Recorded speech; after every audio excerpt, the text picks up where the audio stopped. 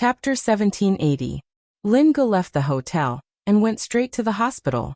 After Wen Xiao betrayed and left, he had been hiding in Southeast Asia. Therefore, Lin Ge believed that the information he had was definitely related to Wen Xiao. Lin Ge was quite sure of this. As long as he could confirm that the person's identity was Red Eagle, this matter could be concluded. Before Lin Ge left the hotel, he secretly took a picture of the deceased at the scene. Although Lin Ge knew that Wen Xiao wouldn't reject him if he wanted to take a picture, he didn't want others to gossip. Therefore, he secretly took a picture so that Wen Xiao could see the person's appearance clearly. Lin Ge came to Wen Xiao's ward. Wen Xiao was also upset because of this sudden incident. Although Su Yan didn't suspect him anymore, he knew that this matter was caused by him. No matter what, it was definitely related to him. Seeing that Lin Ge came, Wen Xiao knew that he must have something to talk to him about. He didn't speak and looked up, waiting for Lin Ge to speak. Lin Ge opened the photo album on his phone and found the picture. He threw the phone directly on Wen Xiao's bed. Look at this person. Do you know him? Look carefully. Wen Xiao picked up the phone and was stunned when he saw the hair color. He could obviously determine the person's identity at a glance. Red Eagle? It seems that I guessed right. Lin Ge went forward and took his phone. You caused a lot of trouble when you were outside, right? Otherwise, why would people chase you all the way to the country? What's the situation with Red Eagle? Do you want to tell me? Wen Xiao was very surprised. The picture showed that Red Eagle was obviously dead. This probably had nothing to do with him, right? In his current state, even if an enemy came, he could only be dealt with by the other party. Come, let me explain it to you first. Lin Ge said. My brother said that you found a monitor in your room. This kind of transparent monitor can only receive signals 500 meters away.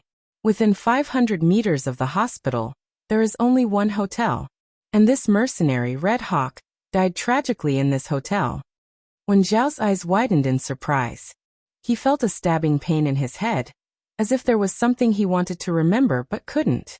That feeling made him feel uncomfortable from head to toe. If I'm not mistaken, the person who killed him must have heard the conversation in this room. And the content of this conversation is about Guoguo's identity and Pabo Yu. Lin Ge said. Other than Hong Ying, who else can you think of? Vulture. It's Vulture. Wen Xiao suddenly hugged his head tightly with both hands. The excruciating pain in his head made him tremble all over. But under the excruciating pain, a steady stream of memories flashed through his mind. A scene appeared in his mind. He was in the hospital that night when he suddenly woke up and saw Vulture. That was right. It must be Vulture. Vulture must have come to the hospital and done something to make him lose the memory of that night. Vulture came to the hospital. He must have done something. Wen Xiao pressed hard on his temples with his thumb, enduring the intense pain as he said, He must have done something to me. It must be him. Damn it, it must be him. Whether it's him or not, there's already a very clear conclusion. Lin Ge said. The person who would kill Red Hawk must be someone familiar with him. And this person's motive for killing him is to not share the secret. Wen Xiao, my brother originally didn't want me to participate in this matter. I just received a call from him to Swang and found out about the entire matter. The more people know about this, the more unsafe it will be. Wen Xiao struggled to sit up. What do you need me to do in order to provide you with sufficient help? I beg you, Pigeon, let me do something. What else can you do? Lin Ge said helplessly. Wen Xiao, if you can really be a meat shield for death, I won't stop you. Unfortunately, you can't even do that now. You can only sit on this bed. I came to find you to confirm the identity of the opponent. You can only help boss on this point. Vulture was the leader of an armed mercenary organization I met when I first arrived in Southeast Asia.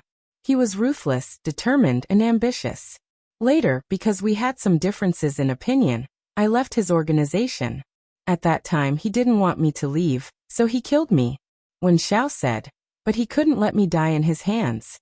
Later, I had my own armed organization. I also started to be a mercenary, doing things for money.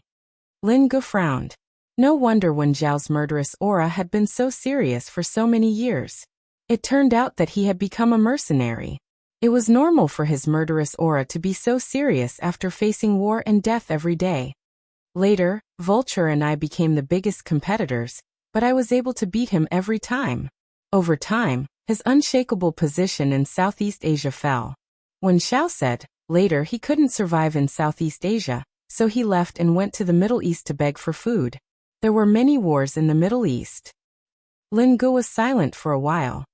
Then why can he still keep an eye on you now? Maybe he never planned to let me go. Wen Xiao said, I just didn't expect him to know such an important secret. Pigeon, has boss gone to Swang now?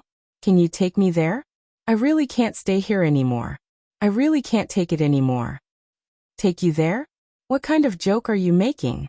What can you do if you go? Drag us down? Lin Ge said.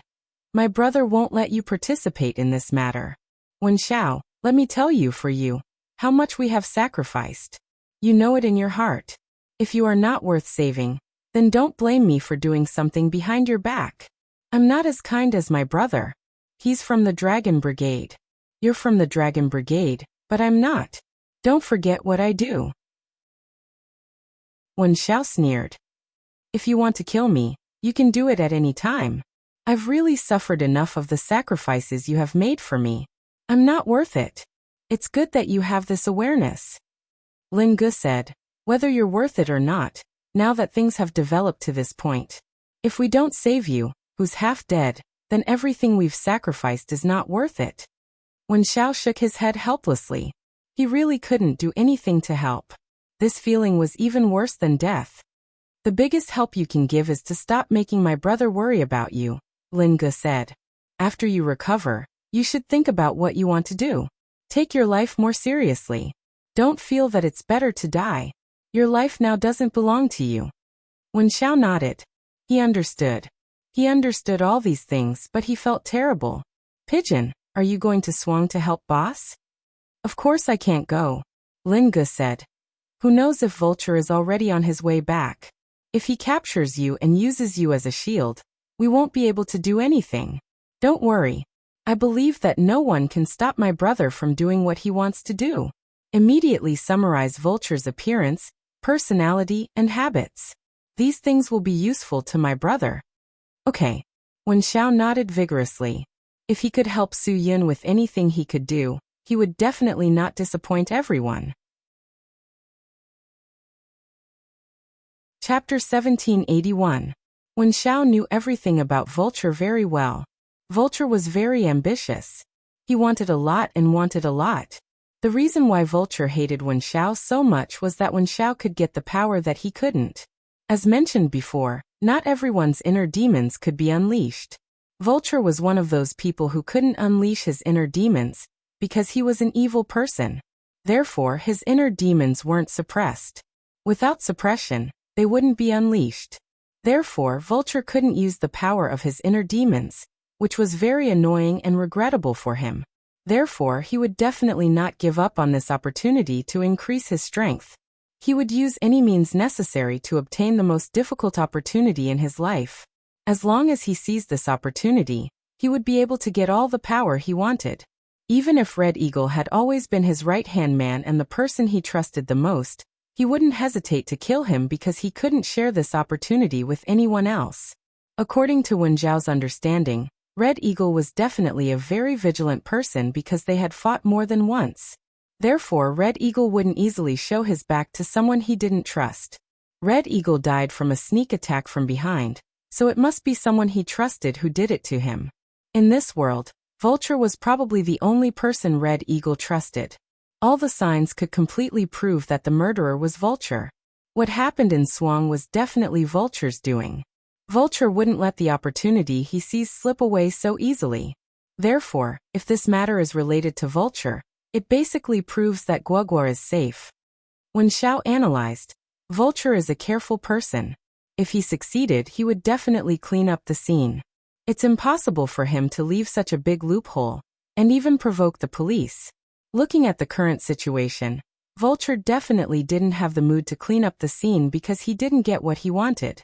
Therefore, he couldn't let himself think about other things. This is the only reasonable explanation. Moreover, if he didn't succeed and hurt someone, it's very likely that he caught the person but didn't get what he wanted. When Xiao and Vulture had fought for so many years that he naturally knew him like the back of his hand. His deduction was definitely worth referencing.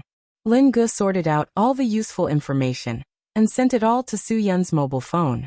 He believed that Su Yun would be able to help him after seeing this information. As for why he didn't call, it was because Lin Ge knew that Su Yun must be rushing to Swang as fast as possible. Any distraction on the highway could cause some unnecessary accidents. Even if Su Yun was an experienced driver and had godlike driving skills, he couldn't avoid the existence of danger. It was just like those F1 racers. Any one of them could run a lap in Beijing's second ring road in 10 minutes, but there were still accidents on the track. Why? Because it was fast. As long as it was fast, it was very likely that it would go out of control. Su Yun really didn't have the time to look at his phone now. He was focused on rushing to Swang. It wouldn't be too late to wait until he reached his destination. Along the way, Su Yun stepped on the accelerator almost to the bottom. Of course, when there were many cars on the road, he had to slow down. Even if it wasn't for his own safety, he had to consider the safety of the people in the other cars. Even so, Su Yun still used less than 5 hours to reach Swang. His speed was not inferior to Vulture's speed at all. In fact, he was an entire hour faster. Su Yun didn't know the exact location of the Feng family cemetery. He didn't hesitate and went straight to the Swang police station. The police station never lacked people with power and influence to do things. However, no matter how good the car was, it had to stop at the entrance and register before entering the compound. Su Yun couldn't care less about that. With a drift, she drove the car into the police station's courtyard. The guard on duty at the entrance was almost dumbfounded. However, he still quickly ran to Su Yun's car. He wanted to ask who this guy was and how he could be so arrogant. Su Yun opened the car door and got out with the recommendation letter written by Chen Wei. He said to the guard on duty, "Where is your chief? Call him out." "Who do you think you are?" The guard on the other side glared at him. "Do you know where this is?" "A police station. Is this a place where you can come in whenever you want? Do you know the rules? Register at the entrance. Don't talk nonsense. Drive your car out and register it again before you come in. Don't waste my time. I'm here for a big case. If you don't want to lose your job because of wasting my time, go find someone right now." Su Yun glared at him and threw the recommendation letter in his hand to the guard in front of him. "Take this letter to your chief." The guard on duty was a little dumbfounded. He looked at Su Yun, who was quite young. Then he looked at the black Qian he was driving. Then he looked at the letter and the seal of the Qingdao police station. Then he looked at Su Yun's gloomy face. Without hesitation, he took the letter and went to the chief. It seemed that this young man had a big background. Soon, Du Yufeng, the chief of the Swang police station, saw the letter and quickly called the Qingdao police station to confirm it. Chen Wei personally explained the seriousness of the matter on the phone. He also told Du Yufeng that Su Yun was a person with a special identity, and asked him to cooperate with him as much as possible. When Du Yufeng asked about Su Yun's identity, Chen Wei gave a perfunctory answer. Chen Wei couldn't tell anyone about Su Yun's identity. It was good that he knew about this matter. Anyway, as long as Du Yufeng trusted Su Yun, it would be fine. If he said too much, Du Yufeng would not take Su Yun seriously. The more mysterious Su Yun's identity was, the more Du Yufeng paid attention to it. After hanging up the phone, he quickly went downstairs to meet Su Yun. Hello. Su Yun, right? Ha, Chief Chen told me. I'm Du Yufeng from Swang. Quick, come to my office and have a cup of tea. We can talk about the details slowly. Chief Du, 5 hours ago, I was still in Qingdao. Su Yun pointed at his watch. His meaning was very clear. Normally, it would take at least 8 hours to drive from Qingdao to Swang. He rushed over in 5 hours, which meant that it was extremely urgent. The fire was burning his eyebrows. Yes, that's too hard. Du Yufeng thought to himself. You're speeding too much. You can even be arrested and sentenced for this. Speeding is also a threat to social safety. I don't have time to drink tea. Chief Du, I don't have time to listen to you talk slowly. Su Yun. Now I just need you to take me to the cemetery area where the Fong family cemetery is. I don't have time to do anything else.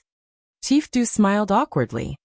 Yes, I understand that you are anxious, but you should at least drink some water. Su Yun ignored Du Yufeng's polite words and opened the car door directly. Chief Du, please. I'll drive. We'll go now. I have. Du Yufeng was stunned.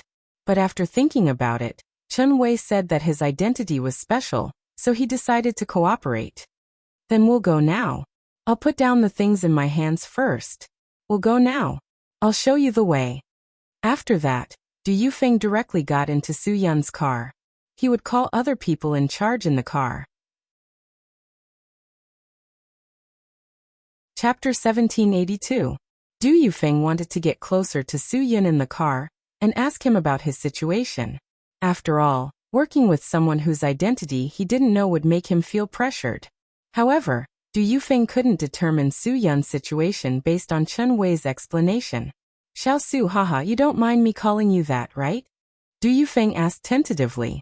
Su Yun nodded and signaled him to do whatever he wanted. Director Du, is there a shortcut? No, there isn't. That cemetery is the best cemetery in Suang. The feng shui is good, so you have to take the national highway. After passing through a reservoir, there is a small path that can be taken. However, that small path is not as smooth as the main road, and it will be faster. Du Yufeng explained, I will show you the path, and I guarantee that it will be the most efficient one. Su Yun didn't say anything else and continued driving. There were many cars and people on the national highway. Pedestrians didn't pay attention to the traffic laws and regulations, which often caused serious traffic problems on the national highway. Therefore, Su Yun was very careful when driving on the national highway.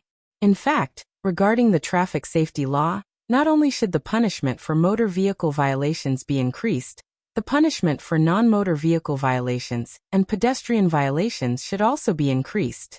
For example, if you were caught running a red light, you would have to go to jail for a week. For example, if an old man drove an electric scooter on the road, his car would be confiscated and destroyed on the spot. Although the punishment wasn't severe, it could definitely prevent non-motor vehicles and pedestrians from ignoring the traffic problems. Du Yufeng saw that Su Yun didn't say anything, so he was silent for a while. After passing a crowded intersection, he asked tentatively, Xiao Su, how old are you this year? Do you have a girlfriend? Ha ha ha. I see that you are a talented young man. There must be many girls chasing after you. Director Du, you are joking. Su Yun only cared about rushing, so he could only brush him off. So you don't have a girlfriend? Then let me introduce you to one. She is definitely a good girl. She is beautiful, well off, and is a civil servant. How about it? Are you interested? Du Yufeng laughed. Xiao Su, which department do you work in? Su Yun was not stupid. Of course, he could tell that Du Yufeng was trying to get information out of him. He was too lazy to expose him, so he casually said, I'm an individual. Working alone. Du Yufeng was stunned. What kind of joke was this? Would the head of the Qingdao police station allow an incompetent person to help him solve a case? No, it should be said that she wanted him to help a young man solve a case. Ha ha ha ha, little Su, you really know how to joke. Du Yufeng grinned. Alright, I understand even if you don't say it. The nature of the job requires confidentiality. Ha ha ha, actually, we are all colleagues on the same front line. There's no need to keep it a secret. When I called Chief Chen just now, he already said it. Su Yun didn't believe that Chen Wei would say such nonsense. Since Chief Chen said so, then Chief Du should understand my situation. Yes, I understand. Although Du Yufeng was confused and didn't know anything, he had to continue the conversation. There aren't many young and promising people like you. I'm too optimistic about you. Su Yun didn't pay attention to Du Yufeng's words anymore. The gap between Du Yufeng and Chen Wei was too big. In the face of such a difficult problem, Chief Du didn't seem to be anxious at all. He was muddle-headed. Su Yun understood his mentality very well. Anyway, the problem didn't happen to him. He could just fool around. There was no need to be so serious. Director Du's mentality was like this. Work matters were the same as the world of sensual pleasures, So why take it seriously? If he took it seriously, then he would lose. He had only been an official for more than 10 years. If he still had to worry about it in these 10 years, what was the point of his life? Du Yufeng kept nagging. Su Yin only responded to him with nods and Soon Du Yufeng felt bored. Fortunately, they finally arrived at the cemetery area. After parking the car, Du Yufeng greeted the criminal police who were investigating the scene. Seeing that Chief Du came in person, everyone came forward to greet him and report their work. Du Yufeng obviously didn't have much interest in the things here. He waved his hand and pointed to Su Yin. This is the person sent by the Qingdao police to assist you in the investigation of this case. You must cooperate fully. I won't say anything else. By the way, is there a spare car? Send me back. I have something important to deal with. Perhaps because Su Yin ignored him on the way, Du Yufeng was a little annoyed. So when he arrived at the cemetery, he didn't even want to go to the scene. He was ready to leave. Yes, there is a car. When will you leave, Chief Du? I'll send you back immediately. Immediately, someone came forward and said, Chief Du, thank you for leading the way. Su Yin didn't mean to ask him to stay. After saying that, he went straight to the scene. The place where they parked was only a few dozen meters away from the Buick MPV driven by Cho Yun. Du Yufeng was very unhappy, but Su Yin couldn't see his unhappy expression now. Zhang Yuanjun, the captain of the criminal police next to Du Yufeng, saw that Chief Du was unhappy at a glance. Chief Du, who is this young man? Who knows? His identity is not clear for the time being. Maybe he's from the top. Du Yufeng said. Chief Chen Wei of the Qingdao police said that he would be helpful to this case and asked us to assist him. And his identity is very special. Zhang Yuanjun nodded. Then help him. Chief Du, I think this guy is a little too arrogant. How about this? If it doesn't work, let's teach him a lesson and let him know that young people should be low-key and respectful. Don't mess around. Du Yufeng said. Anyway, he's from the top. Let him know how to behave appropriately. Hurry up and find a car to send me back. I have a meeting to attend when I go back. Zhang Yuanjun immediately arranged for someone to send Du Yufeng out of the scene. Then he stared at the black Kian for a long time. What kind of young man could get into this kind of car? It was not a military license plate. Only the rich second generation could afford it, right? No matter who he was, Zhang Yuanjun looked down on those guys who relied on their parents to show off their wealth. Presumably, this young man was not capable. Du Yufeng had already gotten in the car and left, but Zhang Yuanjun didn't even know the young man's name. He strode to Su Yun and wanted to ask him about the specific situation. After all, this case was not something he could intervene in casually. Brother, you've come so far to investigate the case. You've worked hard. When Zhang Yuanjun walked to Su Yun was observing the blood on the car door. He could judge from the slender length of the fingers that the blood was from Cho Yun. Zhang Yuanjun handed him a cigarette and tried to say hello. Su Yun waved his hand. Thank you, but I don't know how to. My name is Zhang Yuanjun. I'm from the criminal police team. You? Su Yun. Su Yun replied. When Su Yun said the name, Zhang Yuanjun and the others were stunned. Someone had already exclaimed. I was wondering why he looked so familiar. This person. Take him down. Zhang Yuanjun suddenly turned hostile and directly ordered everyone to take action against Su Yun. Su Yun was also very surprised. Wasn't this too sudden? Just now he wanted to give him a cigarette, and now he suddenly wanted to take action. How could this brainless person be a member of the criminal police team? Are you kidding me? Chapter 1783. Su Yun was on full alert. The criminal police surrounded him in the center. For a time, Su Yun could be said to be surrounded by enemies. Fortunately, Su Yun still had full confidence in facing these people. But even if he wanted to make a move, he needed a reason. After all, they were criminal police officers, national public servants. It was impossible to just cut them. He might even be charged with assaulting a police officer. Even if someone could take the blame for him, it would still be a crime. Therefore, Su Yun wouldn't act rashly. But if these people wanted to do something to him, he wouldn't be polite. He wouldn't hesitate to kick away those who wasted his time on this matter. Captain Zhang, what do you mean? Su Yun said coldly. Your people better not make a move on me. I don't dare to say what kind of responsibility there will be for delaying the matter, but your people can't pose any threat to me. If you don't want your people to go to the hospital without a helper, then calm down first. Su Yun's words really didn't mean to be arrogant. He just wanted them to think clearly before making a move. If these people really made a move, then they really weren't his opponents. But the people who heard these words were all criminal police officers after all. What kind of fierce people hadn't they seen on a daily basis? Not to mention that there were so many of them facing Su Yun alone. Even if it was one-on-one, they weren't afraid of trouble. So Su Yun's words were almost equivalent to igniting the burning flame in the hearts of these guys. No one was afraid of trouble, so everyone wanted to teach this guy who didn't know the immensity of heaven and earth. Zhang Yuanjun always believed that there were absolutely no cowards under his command. Since he met this kid who didn't care about his life today, then he would let him see the means of the criminal police team. Since this kid was so confident and thought that he was so powerful, then he would let him lose convincingly and let him know why he was beaten. Kid, anyone who has something to do with this case is a criminal suspect. No wonder you look so familiar. It turns out that you are the owner of this car. You want to fish in troubled waters? Zhang Yuanjun sneered. According to the information on the Buick MPV, they had already tracked down the owner of the car. Therefore, when they heard the name Su Yun, they had a sudden realization. They had all seen Su Yun's photo before, so they knew Su Yun's information. So what if the car is mine? Su Yun was speechless. I didn't intend to deny that the car was mine. Do you think that if the car wasn't mine and the people in the car had nothing to do with me, I would come here to talk nonsense with you? This is what the police should do. It has nothing to do with me. But now I'm involved in this matter, so I came here. If you don't want to cooperate with me, we can do our own things.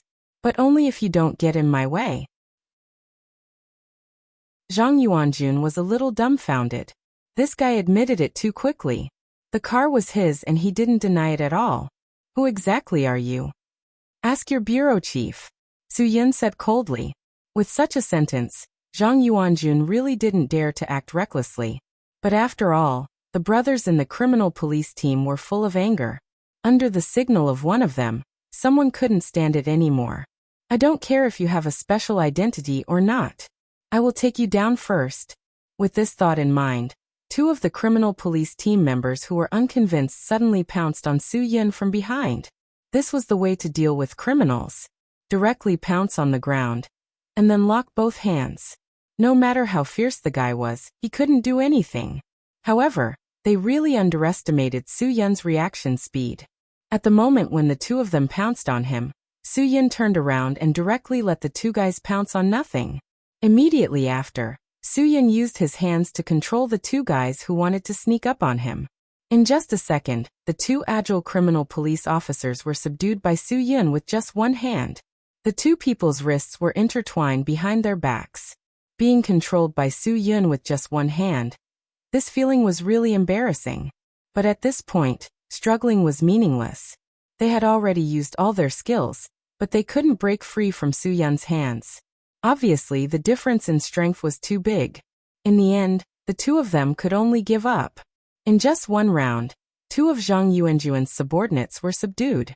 This was the first time Zhang Yuanjun had encountered this after becoming the captain of the criminal police team. Not to mention whether it was embarrassing or not. This Su Yun's ability was really too exaggerated, right? I have already said what I wanted to say. If you want to continue, please go ahead. Su Yun let go of the two people and took the opportunity to push the two criminal police officers a few meters away. One of them was unconvinced. He waved his fist again and went forward. Su Yun's cloud summoning hand dissolved the strength of the fist. Using the strength of the fist, he pushed out his palm and directly slapped the person out. The person's body fell heavily on the ground. This move was definitely not something that an ordinary person could do. Zhang Yuanjun saw it clearly. If he didn't stop his subordinates, he would only be humiliating himself. All of you stop! Zhang Yuanjun shouted. There might be a misunderstanding just now. I will call Director Du to ask for instructions. After the others retreated, Su-Yun continued to observe the scene to see if there was any evidence that was worthy of his attention. Du Yufeng had just gotten into the car and left for less than 10 minutes. After receiving Zhang Yuanjuan's call and telling him these things, he was very impatient. Didn't I tell you before? Just cooperate with him. Why do you care whether the car is his or not? Cooperate with him and close the case. The people in Qingdao are more anxious about this than us. What you need to do is cooperate, understand? Just cooperate with him. Don't make a mess of your own opinions. It's meaningless. Do you understand? Yes. I understand. Director Du, Zhang Yuanjuan's heart calmed down after being scolded, but he was still curious. Director Du, what is the identity of this Su-Yun? Can I know more about it? Du Yufeng didn't know about Su-Yun's identity. If he knew, he would have told Zhang Yuanjun long ago. Do your thing. Don't worry so much. You only need to know that his identity is special. I can't say more. Some things are not known by everyone. Although Du Yufeng himself didn't know the specific identity of Su-Yun, he could only say so. In this way, Zhang Yuanjun wouldn't ask more, and he would have a way out. Otherwise, if his subordinates knew that he didn't even know about Su-Yun's identity, they would definitely laugh at him. After hanging up the phone, Zhang Yuanjun also pretended to know about Su-Yun's identity in front of his subordinates. He pretended to be mysterious and said, "Brother Su-Yun, I'm really sorry about what happened just now. It's my fault that I didn't ask clearly about your identity. Just now Director Du told me about your identity. Just now it was a misunderstanding. I'll cooperate fully with you." Everyone focused their eyes on Su-Yun. They were curious about Su-Yun's identity, which could make their captain keep a low profile so quickly. Su-Yun was a little speechless, because he was very sure that Du Yufeng didn't know his identity. How could he tell Zhang Yuanjun his identity? These people really didn't frown at all when lying. They said it as if it was true. They didn't feel guilty at all. You don't have to flatter me so much. Su-Yun. It doesn't matter if you know my identity or not. You just need to cooperate with me to find out the truth. Take me to the Feng family's grave. I need more clues. Let's go now. Zhang Yuanjun didn't say much. He was afraid that he would be exposed. He directly left the parking lot with Su-Yun and went to Feng Minggua's grave.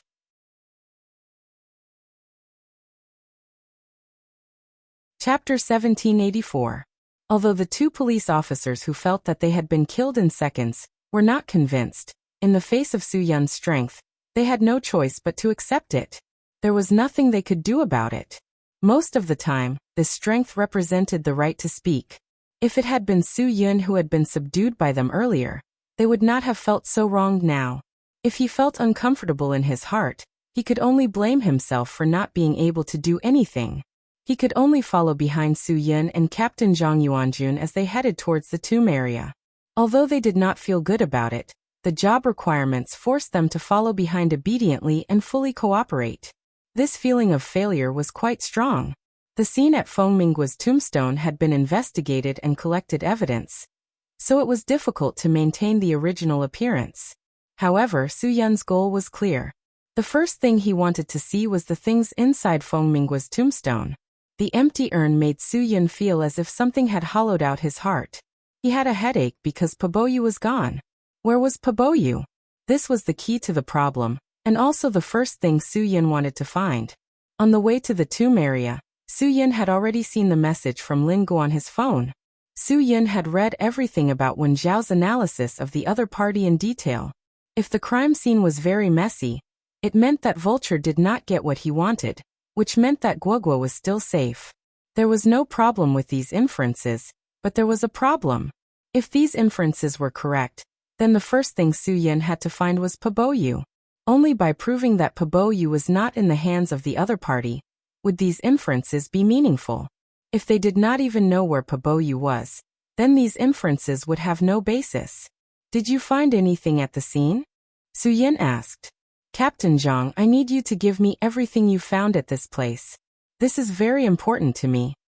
We will cooperate if we can, but we really did not find any clues at this place, nor did we find anything that might have been left behind by the criminal.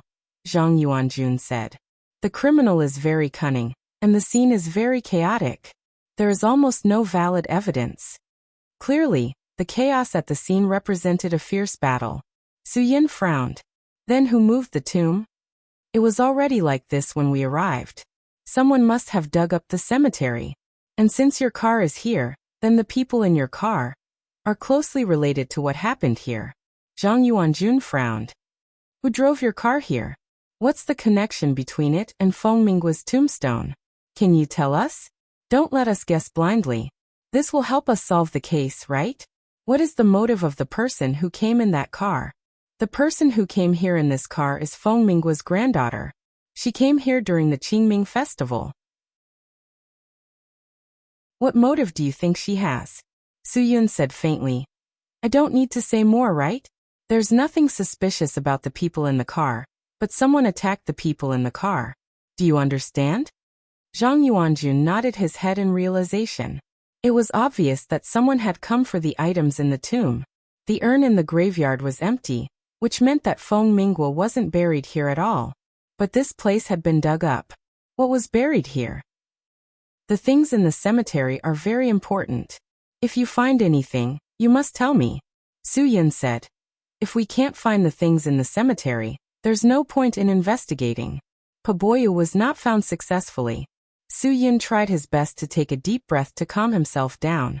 He knew that he could not lock his eyes on the cemetery. He needed to expand his search area. Some of the evidence from the cemetery has been taken away for identification and sealing. I think you should go and take a look. Maybe you can find something. Zhang Yuanjun suddenly said. Moreover, there's nothing to study here. It's meaningless to stay. Su Yin frowned. Could it be that Paboyu had been taken to the identification department of the police station?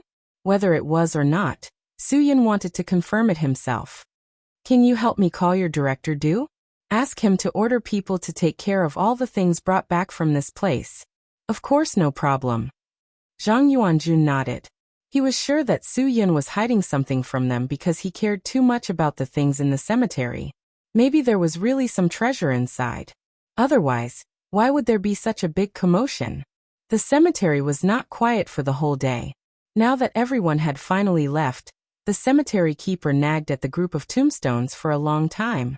He said that he had disturbed their rest, asked them not to be offended, and that it was not intentional. He looked a little weird. When the cemetery quieted down, Vulture knew that he could make his move. In fact, after the police appeared, he did not act rashly. He did not run away. Instead, he hid himself well. As long as he kept an eye on Guogua and Cho Yun, even if the police were there, they would not be able to find the reservoir. As the sky started to darken, the people who fished during the day started to pack up and go home. Those who liked to fish at night also came early to occupy the best spots. Vulture tied up Guogua and Cho Yun in the car and used tape to seal their mouths. You better cooperate with me. Don't make me angry. That won't be good for anyone. Do you understand? Guogua could not open her mouth to speak, so she could only nod. Even if she wanted them to run now, she had nowhere to run. Cho Yan's injury was so serious that it had only stopped bleeding.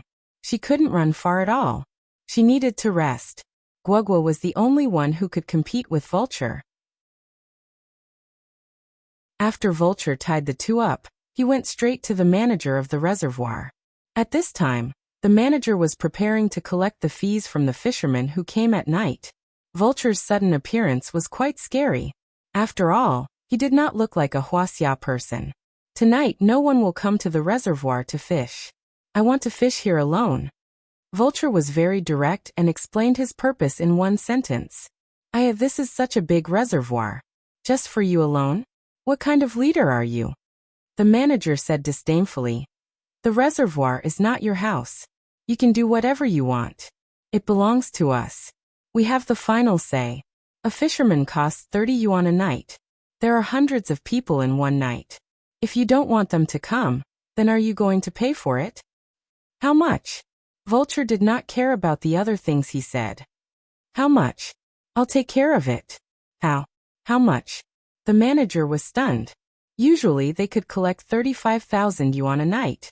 Today this guy wanted to take care of it. That would not do. He had to scam him. At least 8,000 yuan. Vulture took out the money without hesitation. He had exchanged a lot of cash when he came to Huaxia. They were bundles of 100 yuan bills. He threw one bundle over. This is 10,000 yuan. Keep the change.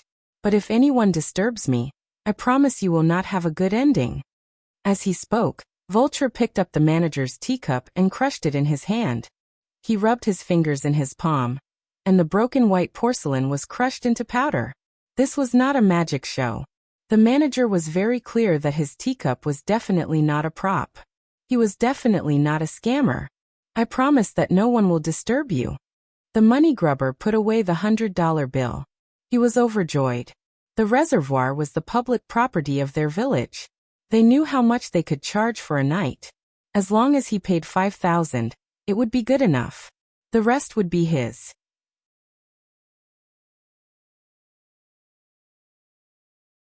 Chapter 1785. After driving away all the fishermen, the entire reservoir quieted down. The huge fishing paradise belonged to Vulture tonight, becoming his private swimming pool. As a precaution, he drove the car that was hidden in the forest to the side of the reservoir. After confirming Guoguo's hiding place yesterday, Vulture took off his shoes and jacket and went straight into the water in the dark. In the small residential building of the reservoir in the distance, the reservoir manager had been observing the actions of this tycoon. He thought that this tycoon was the kind of fisherman who was super rich but didn't like noise, so he would directly book the reservoir to catch a big fish alone. He didn't expect that this tycoon would directly swim and dive. Swimming and diving weren't important. The important thing was that he didn't even have a swimsuit or diving equipment. He just took off his jacket and jumped in directly. That was too bold. TSK. He really didn't understand the world of the rich. 10,000 yuan to book a reservoir for a swim? He didn't want this tycoon to fish because he was afraid of being caught by the hook. As the reservoir manager looked at the bubbling water, his imagination ran wild. Soon he realized something. A few minutes had passed, but the local tycoon still hadn't surfaced. Occasionally, two bubbles would appear on the surface of the water, but most of the time, there were no waves. Of course, this would be strange and terrifying. What if this person directly suffocated to death? Then, as the reservoir manager tonight, he would have to take responsibility. This person was so rich. If he really drowned here, what would happen if his family came looking for him? He wouldn't be able to explain himself then. After all, he was the one who paid him to play here alone. Just as the reservoir manager could no longer sit still, and picked up a flashlight to check out the situation at the reservoir, a series of bubbles appeared on the surface of the water. Following that, the tycoon who had booked the entire place came out of the water with a cry. Good Lord, he had been diving for nearly 10 minutes. It should be known that it was difficult for the average person to hold their breath for more than 3 minutes when diving. That feeling of suffocation was terrifying and frightening, so the average person wouldn't dive for too long. Unless they were professionally trained frogmen, they might be able to hold their breath for a longer time. However, even frogmen would wear oxygen tanks when they were diving. However, Vulture couldn't get an oxygen tank. First, he didn't have the time to run back and forth. Second, if he did that, he would definitely attract more attention from the reservoir manager. Therefore, he could only dive naked. However, there was really no way to stay underwater for too long. Even the Guinness World Record was only around 10 minutes. And that was under the condition that he had to breathe pure oxygen for a while before diving into the water. Otherwise, he definitely wouldn't be able to stay underwater for more than 10 minutes. Of course, Vulture was no ordinary person. However, no matter how tall he was, being able to dive underwater for 7 to 8 minutes was already his limit. If it wasn't for Pobo Yu's magic that gave Vulture endless power, Vulture wouldn't have been able to do this. However, the underwater search ended with Vulture's failure. After Vulture came ashore, he quickly got into the passenger seat and turned around to stare at Guogua. Was the jade thrown here or not? I already said that I lost it. How could I throw something so important into the reservoir? Guogua said. I think we should go back and look for it. Maybe I lost it in the cemetery, right? Why don't you believe me? Why would I lie to you? I'd be a fool to believe you. Vulture thought to himself. This little girl was so cunning at such a young age.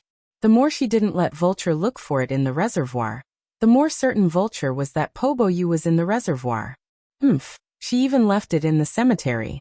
She wanted to trick him into going back to the cemetery to look for it. At this time, there might be a group of criminal police waiting for him to walk into the trap. It was still the same sentence. Vulture didn't want to get himself into big trouble in Huaxia. Therefore, he tried his best to avoid many things as much as possible. Otherwise, the unlucky person would definitely be him. He could fight with anyone but Huaxia's police force. It was too scary. Little girl, you'd better be responsible for what you say. You have to know that if I find Poboyu earlier, it won't do you any harm. You can also be free earlier, and your sister can also be free earlier. Vulture said. If I can't find the jade, we will continue to waste time here. Waste time. This was what Guogua wanted.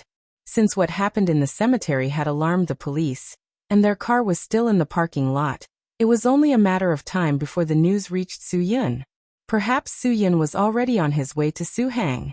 With Su Yun's meticulous thinking, Guogua really didn't mind wasting time next to the reservoir.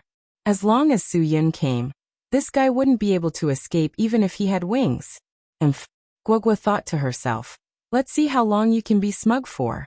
When this lady's father, Su Yun, comes, I'll definitely teach you a lesson. Vulture, who was finally able to catch his breath, took a few deep breaths. He still believed in his judgment. He had to continue searching.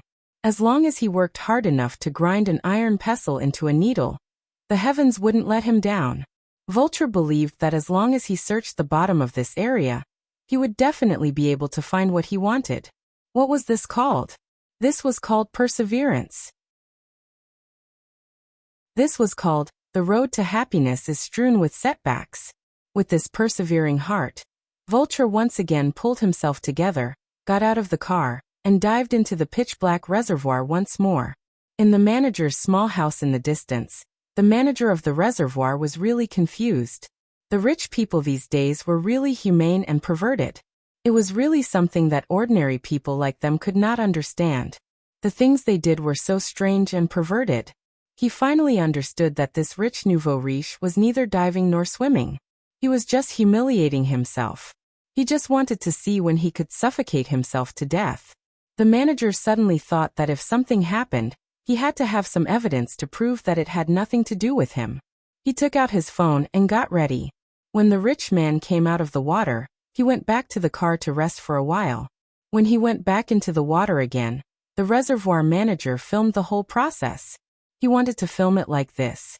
If this guy really suffocated himself to death, he could only blame himself for overestimating himself. He was too stupid.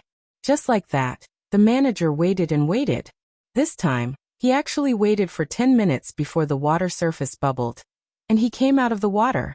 If it wasn't for the loud breathing sounds coming from the water surface, he really would have thought that it was a corpse that floated up.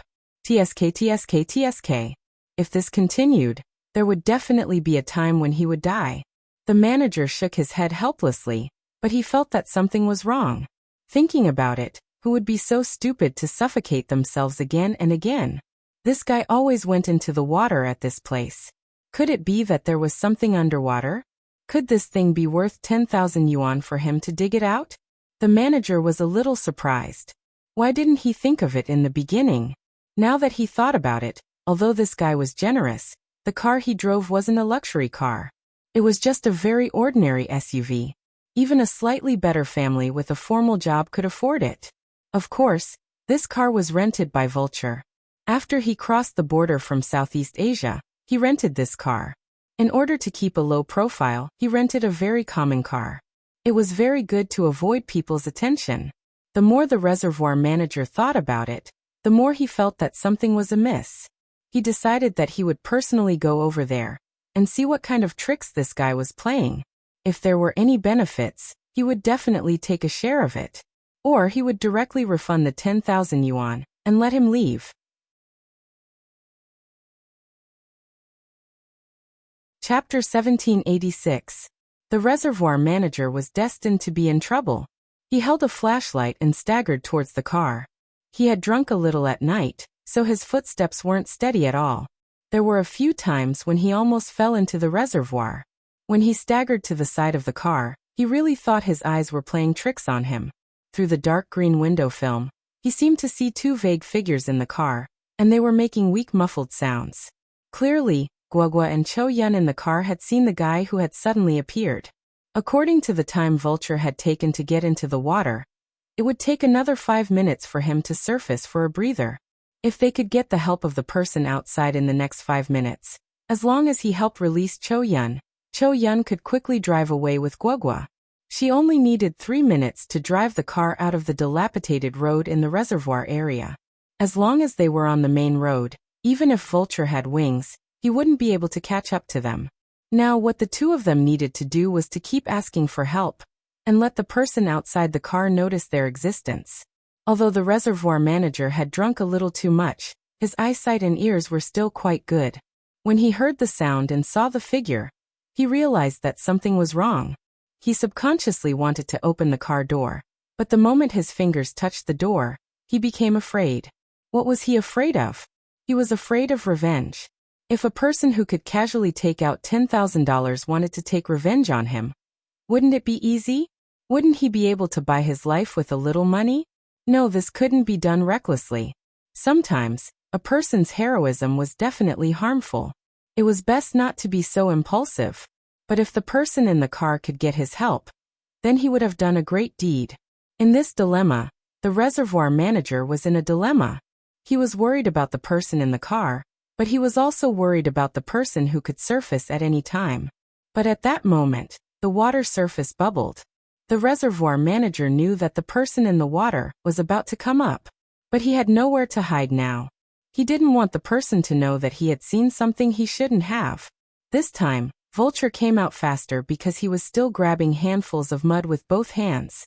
If Paboyo had been thrown into the water by Guagua, it could only have been by the shore, and definitely not into the reservoir. If she had thrown it into the middle of the reservoir, it would not have been easy for her to find it.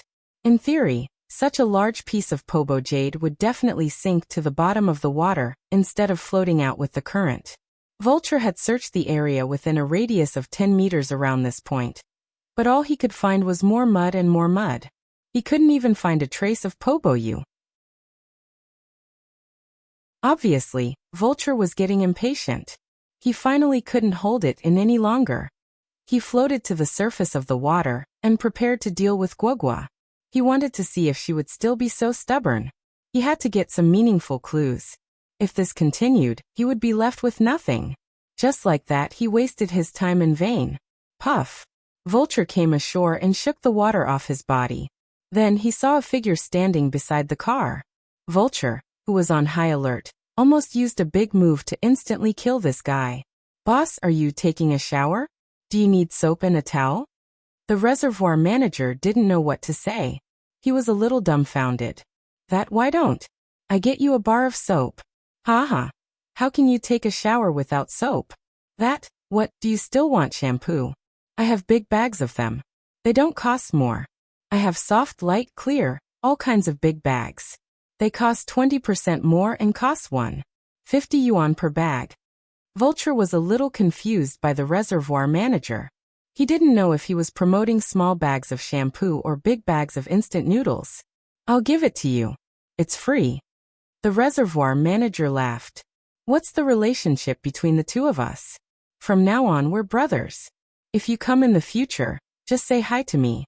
If you want to take a shower, you can do so anytime." Vulture took a long time to recover. This was a reservoir, not a bathhouse. "What are you doing here?" Vulture asked coldly. The feeling of having his privacy peeked at was really unpleasant. The reservoir manager hurriedly waved his hand and said, "I didn't see anything. I really didn't see anything. I just saw that you were in the water for too long. I was worried, so I came to take a look. Seeing that the boss is fine, I'm fine too. I'm busy. If there's nothing else, I'll go back first. I remember that when I gave you the money, I told you not to let anyone come over after taking the money," Vulture said. "Since you took the money, you have to follow my rules." The reservoir manager nodded vigorously. "That's right. No one will come over." You're not human? Vulture sneered. Then I'll fulfill your wish and let you become a ghost. As he spoke, Vulture made his move. With a crack, he twisted the reservoir manager's neck and threw him into the reservoir. Vulture didn't plan on wasting any more time here. He had underestimated the brat. He had already realized that he had been fooled by the brat. Vulture quickly opened the door and got into the car. He turned around and stared coldly at Guagua. Little girl, you're ruthless. You're the first person who can fool me so miserably. However, I promise that your tricks won't continue. I don't have the patience to continue entangling with you. I'll take you away now. If you don't tell me the news of Paboya tomorrow morning, I promise that the people around you will become corpses. Even if you want to die, you won't have the chance. I mean what I say. Guagua didn't say anything. Vulture wasn't a fool. He understood everything. It wasn't easy to fool him. Guagua also knew that he would definitely understand, but she didn't expect this guy to understand so quickly. She thought that this guy would really spend the night here. At this time, Guagua felt a little guilty. After all, a living person was killed by Vulture and thrown into the reservoir because of them. This feeling made Guagua very uncomfortable. Vulture, who had killed the person, obviously didn't want to stay for long. He quickly drove away from the crime scene. He didn't have time to think about whether he had left any evidence of the crime behind. Anyway, he would leave immediately after getting the Pobo Jade. It would take some time for the Huaxia police to investigate and find clues. He was not worried about this. Su Yin didn't find Paboyo in the evidence room. He asked every police officer present about this in detail. He described Paboya's appearance, but no one said that they had seen it. Su Yin became more and more worried. He decided that he had to hurry back. Even if he had to search around the cemetery overnight, he had to find some useful clues. When Su Yin returned to the cemetery again, the sky was already dark. He followed some subtle clues in the parking lot and locked his target on the path. Soon Su Yin found something. He found car tire tracks and messy footsteps. Some belonged to adults, and some belonged to children. Following these clues, Su Yin slowly found his way to the reservoir. It was such a big reservoir, but there wasn't even a night fisherman. Su Yin was a little disappointed. He wanted to ask the night fishermen if anyone had fished here yesterday. He wanted to see if they could provide him with some useful clues. Just as Su Yin walked towards the reservoir, he saw a series of bubbles coming out of the reservoir. Then, a person floated out of the water.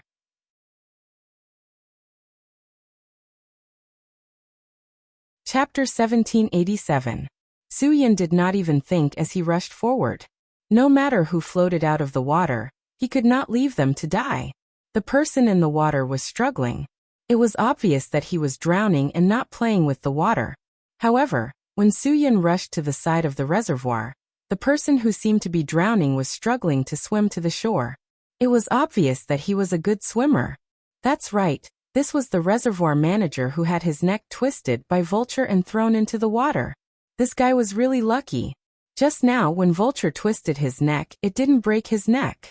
Instead, it cured his stiff neck from yesterday. When this person was thrown into the water, he knew that he had encountered a robber.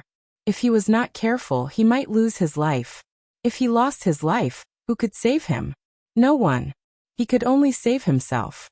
His method was to hold his breath and pretend to be dead. He held his breath for 5 to 6 minutes. During these 5 to 6 minutes, Vulture had already driven away. Of course, he was afraid that killing someone would cause trouble, so he left very quickly. Reality proved that his decision to leave quickly was correct. Otherwise, he would have coincidentally bumped into Su Yin. Once Vulture bumped into Su Yin, it was hard to say what kind of fierce battle would happen. Although Su Yin had the advantage in terms of strength, he had just recovered from his injuries, and it was still unknown how much of his strength he could unleash. Vulture, on the other hand, was completely infatuated with Paboyu, and he could do even crazier things than usual. Therefore, before this battle began, no one dared to make a conclusion. Unfortunately, this battle was missed. Vulture left 5 to 6 minutes early, and Su Yin was 5 to 6 minutes late. The only person who experienced this whole process was the reservoir manager, who held his breath and pretended to be dead. To be able to hold his breath in the water for 5 to 6 minutes without panting, he was really at his limit. When people were at their limits, they could do incredible things. In order to save their lives, there was nothing they could not do. When the reservoir manager came ashore and saw another figure, his whole body shivered. He was scared, really scared. Some people could always break through their biological limits when they had no other choice. Although his job was to look after the reservoir, the longest he had ever held his breath was only 2 minutes. This time it took him 2 or 3 times longer. One could imagine how scared he was just now. I didn't see anything. I don't know anything. After the reservoir manager saw Su Yun, his mind went blank. Brother, I beg you. Let me live. I really have parents and children. I definitely won't say anything. What did you see? This time, it really piqued Su Yun's curiosity. Say it. I didn't see anything. I didn't see what I shouldn't see. I didn't listen to what I shouldn't hear. And I didn't say what I shouldn't say. The reservoir manager said very seriously. Please be magnanimous and pretend that I don't exist. I swear that after tonight, I will definitely be disappointed. Please. Su Yun picked him up. I want you to tell me what you saw, not that you didn't see it. I really. The reservoir manager came back to his senses. This was not a person. Yes, not a person. Who are you? Are you crazy? Go away. I didn't say anything just now. I just went into the water to swim. Su Yun didn't say anything, but his cold eyes swept across the reservoir manager's face. That feeling made him suffocate. Did he see a ghost tonight? Why were the people he met so terrifying? That kind of aura, that kind of oppressive feeling, it made him unable to breathe. Under Su Yun's powerful and terrifying aura, the reservoir manager couldn't control himself. Just now there was a person driving here. He seemed to be looking for something underwater. He had 2 people in his car.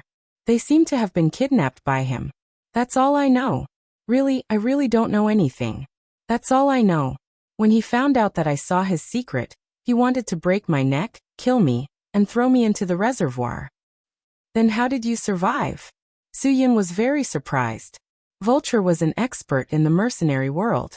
Once this kind of neck-breaking killing move was used, it would be very difficult to escape. Moreover, the person who fell into the water was obviously an ordinary person. Facing the killing move of an expert mercenary, he actually survived. It was really something that couldn't be explained.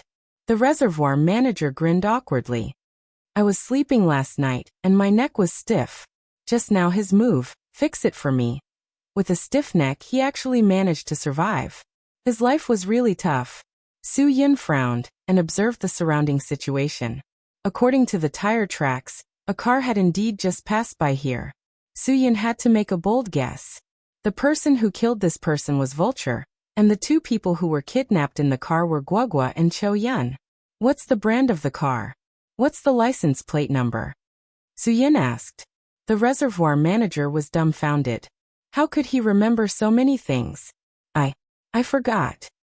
You don't remember at all? What color? What model? You should at least remember, right? Su Yun. You can't have completely forgotten, right? I've really forgotten all about it now. The reservoir manager didn't know whether to laugh or cry, but he suddenly thought of something. Yes, I have the evidence. It's in my phone. If you want to see it, follow me. Of course, Su Yun wanted to see it. He followed the reservoir manager to his small house. The reservoir manager immediately took out his phone and played the video he had just taken to Su Yun. Although he played it wrong, he didn't know if it was a video of him flirting with a girl or if it was downloaded from the internet. In any case, it was quite embarrassing. After finding the video, although the picture wasn't particularly clear, Su Yun still recognized that it was a white off-road vehicle.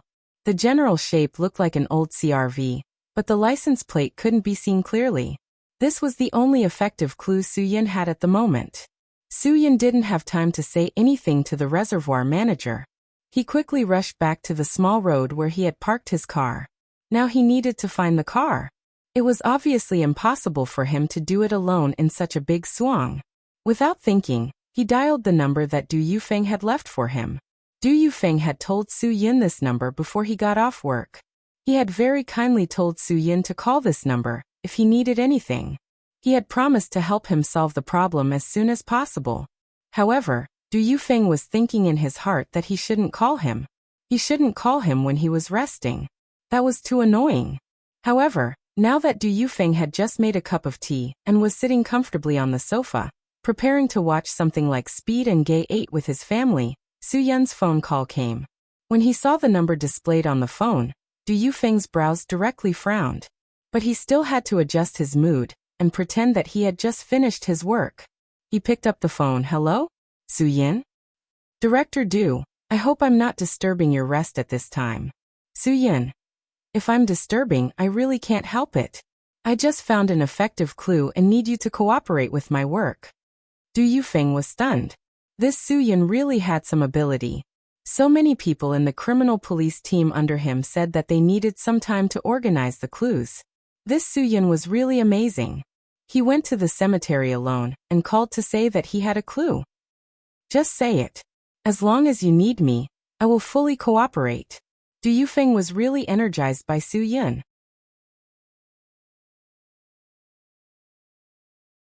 Chapter 1788. After Du Yufeng hung up the phone, he kept repeating that it was not easy. Although the work in the middle of the night did make him feel physically and mentally exhausted, if the case could be solved in such a short time, it would definitely be a credit to him. Everyone would praise the wise leader in this kind of matter. He was the leader after all. Zhang Yuanjun, inform your men to get ready for battle. We're going to take down the suspect tonight. Before Du Yufeng contacted the traffic police, he called Zhang Yuanjun first. Once the suspect's vehicle is found, I want you to rush over immediately. You must not let that outsider Su Yin steal the credit of the Shuang police. Do you understand what I mean? This person must be caught by us. If Su Yin is caught, it will be the credit of Qin Island's Chen Wei. Although being eager for quick success and instant benefits was not a good word, to some extent, it could really bring a certain degree of motivation to work. At least, Du Yufeng could now feel the call of merit, so he could be in high spirits at night. After contacting the criminal police team, he immediately dialed the number of the traffic police department. This comprehensive operation was carried out quietly without anyone noticing. Even Vulture, who had been on the battlefield all year round, did not smell the danger at all. His whole mind was focused on Poboyu. For him, nothing was important now, only Poboyu was the most important. Su Yin was the one who got the first clue. Based on his analysis of the scene and Vulture's psychological analysis, he chased after the most likely route of escape. Su Yin had been looking forward to finding something, because based on his understanding of Guogua, with Guogua's witty little brain, as long as there was a slight chance, she would leave some clues and evidence for him. However, Su Yin did not find anything. This clearly showed that the other party had control over Guogua, and did not give her any chance to make a move. Fortunately, Chen Wei could communicate with the Shuang police in advance, so Director Du would spare no effort to help. With Du Yufeng's assurance, Su Yin felt a little relieved. After all, no matter what, the other party was still in Shuang. As long as they were in Shuang, it meant that Poboyu had not succeeded. Su Yin also did not understand this point. Where would Guogua hide Poboyu? Just now, the manager of the reservoir had said that there were people constantly diving into the reservoir, as if they were looking for something. Even the bottom of the reservoir had been touched by the vultures. If there was still nothing, could it be that Guogua had eaten it? Su Yin took a deep breath. Since it was something that Guogua did not want, he was not confident that he could find it. Of course, if Su Yin could not find it, Vulture, who had escaped from the reservoir, had been carefully planning his next itinerary. Although Poboyu was most likely hiding in the suburbs, it was not convenient for him to hide in the suburbs. He could only settle down in a place where there were more people. Just like that, Vulture drove all the way to the downtown area. However, when he arrived at the downtown area, he began to worry about another problem. Of the two people in his car, Choyin was quiet and could not cause any trouble. However, Guogua was different. If this little girl wanted to cause any trouble, Vulture really felt that he could not guard against her. Although this worry sounded like nothing, Vulture had to be prepared. Although he came to the city of Swang, where the good and the bad were mixed, he still did not dare to find a place to stay. Just like that, after a few rounds of consideration, Vulture chose the underground parking lot of a large supermarket. It was a 2-story parking lot. There were not many people on the lower floor, and the secluded corners were easy for them to hide in. The lights were dim, and it was indeed the best choice for Vulture. Since we can't find Poboyu, I have to trouble you to stay in this car with me for the night, Vulture said after parking the car.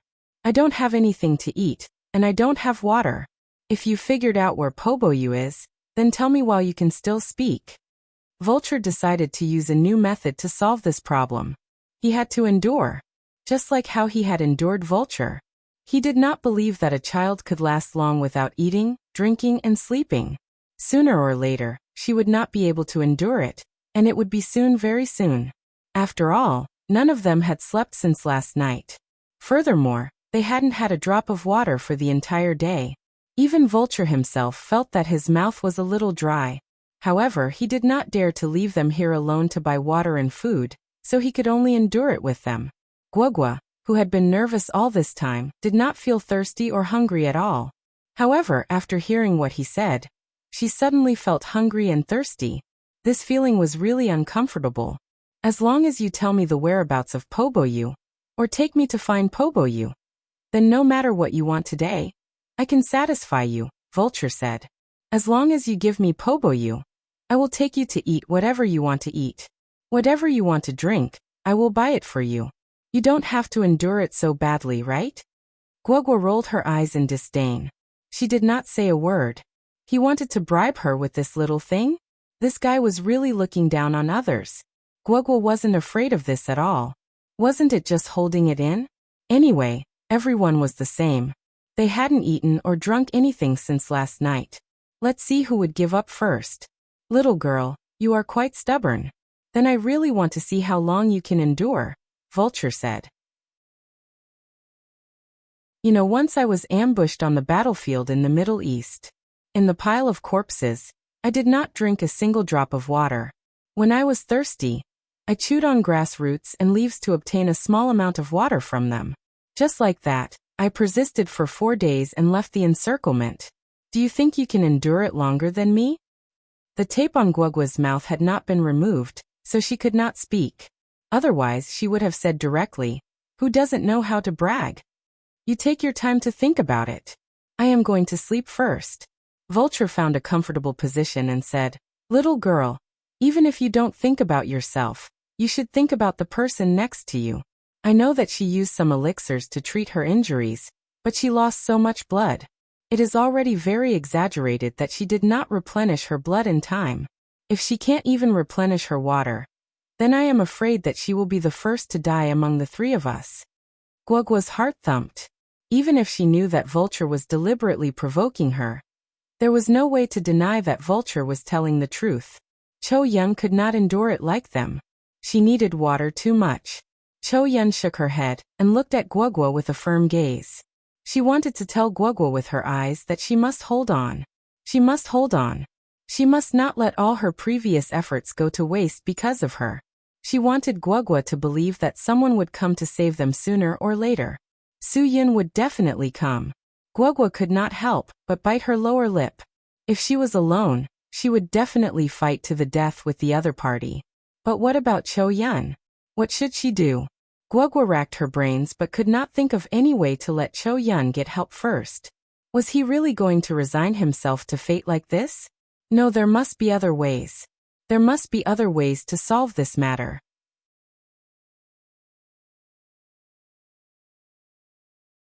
Chapter 1789. With the cooperation of many departments, Du Yufeng quickly locked onto some targets through the traffic cameras at the major traffic lights. The model provided by Su Yin was too ordinary. There were many CRVs of the previous generation of Honda on the road, and most of them were white, so it was difficult to rule them out. After all, the clarity of the video camera was too bad. Su Yin couldn't identify the license plate of the car. If he could identify the license plate number, this matter would be much simpler. But now, even if there were many difficulties, This matter still had to be solved and dealt with. Even if there were many of the same model, they had to be ruled out one by one. No matter what, no matter how much they had to pay, there was only one purpose, and that was to deal with this matter. As for other things, it didn't matter. Just like that, the traffic police department investigated every car and every license plate to collect evidence and analyze the owner's information. These people had a lot of face. Some were working for the government, some were from state-owned enterprises and private enterprises, and some were loafers who only knew how to get by. These people were really not suspicious at all, especially those who were working for the government. Although they earned less, they could get in touch with people and get things done. So in many cases, a lot of consumption was not needed. Although it was like killing flies and tigers, there was a saying that there were policies at the top and countermeasures at the bottom. Some people's ability to make money was absolutely varied, especially those small towns in third or fourth tier cities. Even if the secretary of a town was not related to the death of a second uncle, he would spread the news. People would come to pay their respects and send wreaths. Of course, they would also send some money along the way. This kind of thing was absolutely impossible to stop. So these people who were working for the government couldn't have those messy ideas, and they wouldn't take risks because of some ideas. Of course, these were all things considered by Du Yufeng and the others. They really didn't know that Su Yun wanted to catch a militant leader who had been a mercenary for 20 years. He was a master. As for the people from the large state-owned enterprises, Du Yufeng felt that there was nothing to be suspicious about. Telecommunications and mobile companies were all profiteering industries. Working in such places, selling cards and internet, the monthly commission would be very high. Premier Chang was right. They should reduce the internet fees and increase the internet speed. In the end, Du Yufeng could only set his sights on those self-employed and loafers. If a self-employed person wanted to take the risk of kidnapping, it meant that his own business was not doing well. Du Yufeng quickly investigated a few of the self-employed people he had targeted and began to study them. However, the conclusion was that it was impossible for it to have anything to do with these people. Obviously, these people wouldn't do that kind of thing. Among the owners of the old Honda CR-V off-road vehicles, some opened restaurants, some engaged in renovation, and some started an online shop a long time ago. Therefore, these people could be regarded as quite rich individuals for a living. After all, buying this car 7 or 8 years ago really required a bit of money in their pockets. Moreover, some people had more than one car. They already had a second car, such as a BMW 5 Series or an Audi A6. That was not a problem at all.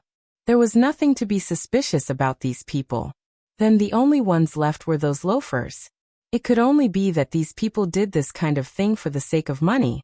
After careful analysis, the gangsters who still drove an old Honda CR-V to mingle in the underworld were obviously not big shots. The big shots had already changed to Land Rovers. At the very least, they would get a Tyrant to drive. Of course, they were not those small gangsters. Small gangsters were just making a living and drinking.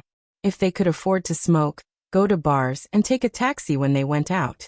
If they were good, they could get a second-hand Santana or Jetta to drive. Then they would be satisfied. But often, these gangsters who were neither big nor small were the most difficult to figure out because they were ambitious and low-key. Anyway, it was hard to figure out their thoughts. There was a certain way to do it. Therefore, there were some things that Du Yufeng didn't know how to say. However, if Du Yufeng were to investigate, he would only be able to investigate these people. Just as Du Yufeng was about to do this meaningless thing, there was a piece of news that made him excited. There was a white CR-V that was not from the province that entered the underground parking lot of a large supermarket. According to the search of the car's information, it was actually a car that had all the information about it fake. That's right, the car's license plate was fake. There was no information about it at all. Du Yufeng was immediately energized. Only this kind of car had the biggest motive, because there was no information about it. Vulture didn't know that he had been scammed after arriving at Huaxia. The place where he rented the car was a deep pit. The people who were scammed were foreigners who came to rent cars. These unlicensed cars that couldn't be dealt with would be given fake documents to the renters, and then charged a security deposit that was much higher than the value of the car.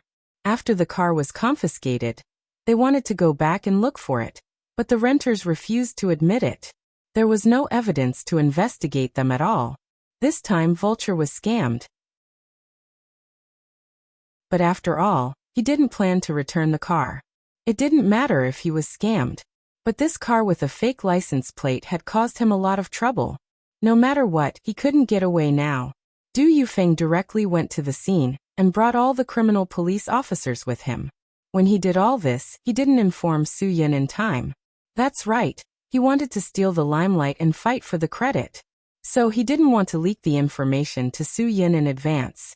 Once Su Yun came, he might not be able to take the credit in the end. In fact, Su Yun had been waiting for Du Yufeng's call. He was looking for clues by himself and hoping that the Shuang police would be more helpful. But he didn't receive Du Yufeng's call until he reached the city. Although Su Yun was a little impatient, he couldn't blame others.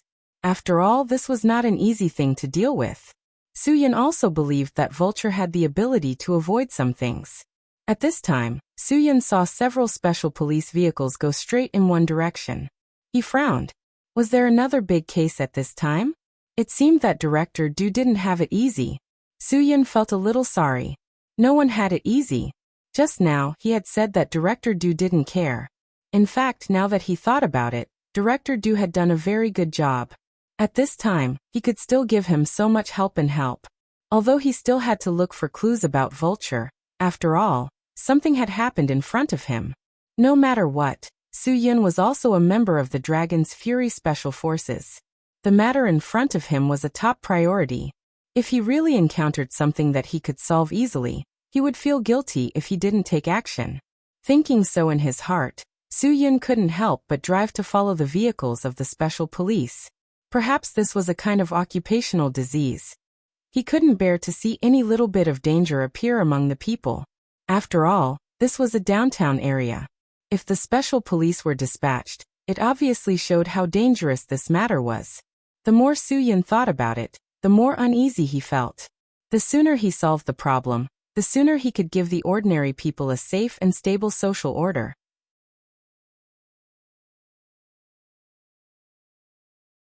Chapter 1790. After Du Yufeng concluded that the suspect was in this underground garage, he rushed to the scene without stopping. He decided to personally command the criminal police team to arrest the suspect. The criminal police captain, Zhang Yuanjun, was definitely promoted by Du Yufeng, so he absolutely cooperated with Du Yufeng's command 100%. In this way, the Shuang police surrounded the suspect vehicle without the assistance of Su Yun. In fact, Zhang Yuanjun tried to remind Du Yufeng of a problem. What if the suspect was too ferocious? He had witnessed Su Yun's skill. It was definitely not on the same level as them. How could the suspect that he would personally arrest be simple? It definitely couldn't be simple. If the other party was too ferocious and they had casualties, it wouldn't be a good thing. However, Zhang Yuanjun felt that they might come up empty-handed. What if the suspect in the car was not a criminal suspect? If they called Su Yun to the scene in a hurry and made a mistake, wouldn't it be a joke for outsiders to see them? This wasn't the result that Zhang Yuanjun wanted, so Zhang Yuanjun decided not to inform outsiders. Regardless of whether the suspect was real or not, Zhang Yuanjun asked his men to be on the highest alert. On the way here, he repeatedly reminded his men that they must be careful and cautious. No one was a cat. No one had 9 lives. This reality wasn't like playing Contra, where you could resurrect infinitely after using a cheat. The brothers of the criminal police team hadn't seen their captain so serious and naggy for a long time. They were fully prepared. They knew that although Zhang Yuanjun usually looked a bit unreliable, he was really the stabilizing force of their criminal police team when they really encountered a big problem. With him around, they would always feel at ease. Soon, the criminal police team all entered the garage under Du Yufeng's command. After checking the basement 1 level, they didn't find the suspect vehicle. This time, Du Yufeng was even more certain that the car was in danger. Why? There were more than a dozen empty parking spaces in the basement 1 level garage. He still parked on the basement 2 level. How could there be no problem? Today wasn't the weekend. Although there were enough people coming out to shop, there weren't so many that the 2 level parking lot would explode. Moreover, it wasn't early now. It was time for the big shopping malls to close. At this time, people would still park their cars on the second floor of the basement. Usually they were doing something shameful. These people would choose to do some things during this period of time, such as having sex in the car or trading something that could not be exposed to the public. Du Yufeng directly ordered people to block the 2 passages leading to the garage on the second floor with police cars. In this way, the guy inside really couldn't escape. After all the preparations were completed, Du Yufeng led Zhang Yuanjun and the others to sneak into the garage on the second floor of the mall. He had also found someone to communicate with the mall in advance, asking them to open as usual, but slightly later, and not to turn off the lights in the parking lot. But first, he arranged for someone to lock the emergency stairs in the parking lot and temporarily shut down the elevators to prevent the suspect from entering the mall. Du Yufeng completely believed that he could become a god with this battle. He didn't believe that anyone could escape from such a situation. After being a police officer for so many years, he had arrested many people, but this was the first time he was so confident. As the leader of an armed mercenary group who had been through war for years, he must have an extraordinary sixth sense. Vulture had already begun to feel the presence of danger, but Du Yufeng had prepared too quickly. He did not give Vulture a chance to react at all. Instead, he had performed a good show of closing the door and beating the dog. When Vulture realized that he seemed to be in trouble, the Swang police had already narrowed the circle of encirclement to this floor of the garage. The person in the white CRV, listen up. You have been surrounded by the police. Hand over the hostage in your hands, and don't make any unnecessary resistance or struggle. Du Yufeng turned on the loudspeaker in his hand and prepared to negotiate. The other party still had a hostage, and this was a dangerous factor that he had to consider. Vulture inhaled a breath of cold air. He didn't expect this group of Huaxia police to have such a keen sense of smell. He had just arrived at this place not long ago, and he was already caught. This feeling of defeat made Vulture very unhappy. Fine, since you have forced me into a corner, I'll play a little harder with you. Those who survived the war wouldn't have anything to fear in this situation. Back then, when Vulture was surrounded by a group of people who wanted to pull out his tendons and skin him alive, his heart was beating faster than this situation. He understood the Huaxia police. Even if the police in Huaxia had guns, they wouldn't simply shoot and hurt people. They had to be clear about where the bullets were fired. They were definitely not as open as the Americans, where there could be a shootout between police and bandits on the side of the road. Therefore, Vulture even opened the car door and walked out fearlessly. Are you talking about me? I'm sorry, I don't know which Huaxia law I've violated. Did I commit a crime? Why are you arresting me? Stop pretending. If you can understand Huaxia language, then I don't need to talk nonsense with you. Du Yufeng said. You better think about your current situation. You have been surrounded. This is Huaxia, and no one is allowed to mess around. You have already violated Huaxia's law. Of course, you also have the right to remain silent. When you come back with us, we will list out all the evidence. What you need to do now is to hand over the hostages and ensure their safety. Otherwise what? You can still shoot me to death? Vulture said disapprovingly. The people in the car are my friends. They don't want to talk to you. Even if you are the police and we are ordinary people. You don't have the right to interfere with our personal lives, right? Du Yufeng negotiated with Vulture while using his eyes and hand gestures to signal Zhang Yuanjun to bring people to surround them. Vulture, of course, noticed this small movement. Sir, before the situation is clear, if you want to make a move, I will carry out legitimate self-defense. Don't think that just because I'm a foreigner, you can do whatever you want. Let me tell you, you know that you are a foreigner, right? Assaulting a police officer in Huaxia is a serious crime. You better think carefully. Otherwise, I dare to sentence you to 8 to 10 years. I will let you sit in Huaxia for the rest of your life. Du Yufeng said. You better not act rashly. Bullets don't have eyes. If they really hurt you, you can't blame us. Vulture had already prepared for everything. As long as the other party dared to make a move on him, he didn't care about whether he had attacked the police or not. Since he had already come this far, He absolutely couldn't let a few policemen destroy his dream. At this moment, Zhang Yuanjun seized the moment when Vulture was distracted and waved his hand.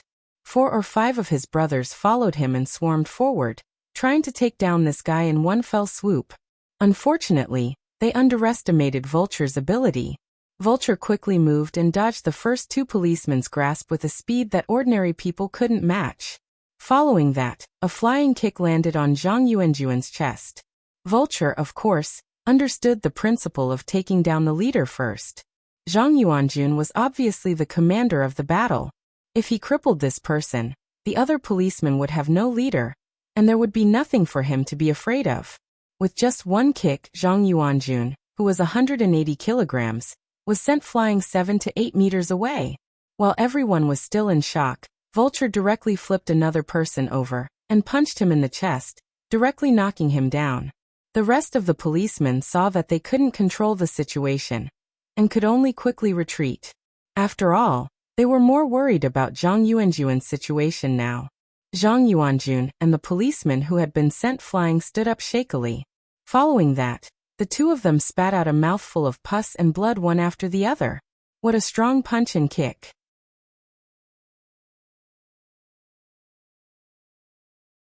Chapter 1791. Vulture's ruthlessness really shocked everyone.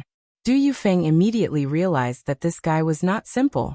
Under his orders, the rest of the criminal police team took out their guns, directly pushed the safety off, and aimed the muzzles at Vulture. Vulture's reaction was also quite fast. He took a step back and hid next to the car. Zhang Yuanjun endured the pain in his chest and spat out a few more mouthfuls of blood. He really felt like he was going to die from the kick just now. This guy's strength was simply not something a human could produce. If he had to describe how he felt at this moment, he really wanted to say that he felt like he had been stomped on by an elephant in the chest. Zhang Yuanjun suspected that the bones in his chest were directly broken by this guy's kick.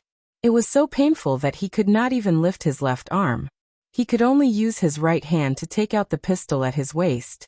However, when he aimed, he could not control the weak trembling of his wrist. The brother who was attacked by Vulture like Zhang Yuanjun seemed to be in a worse condition than him.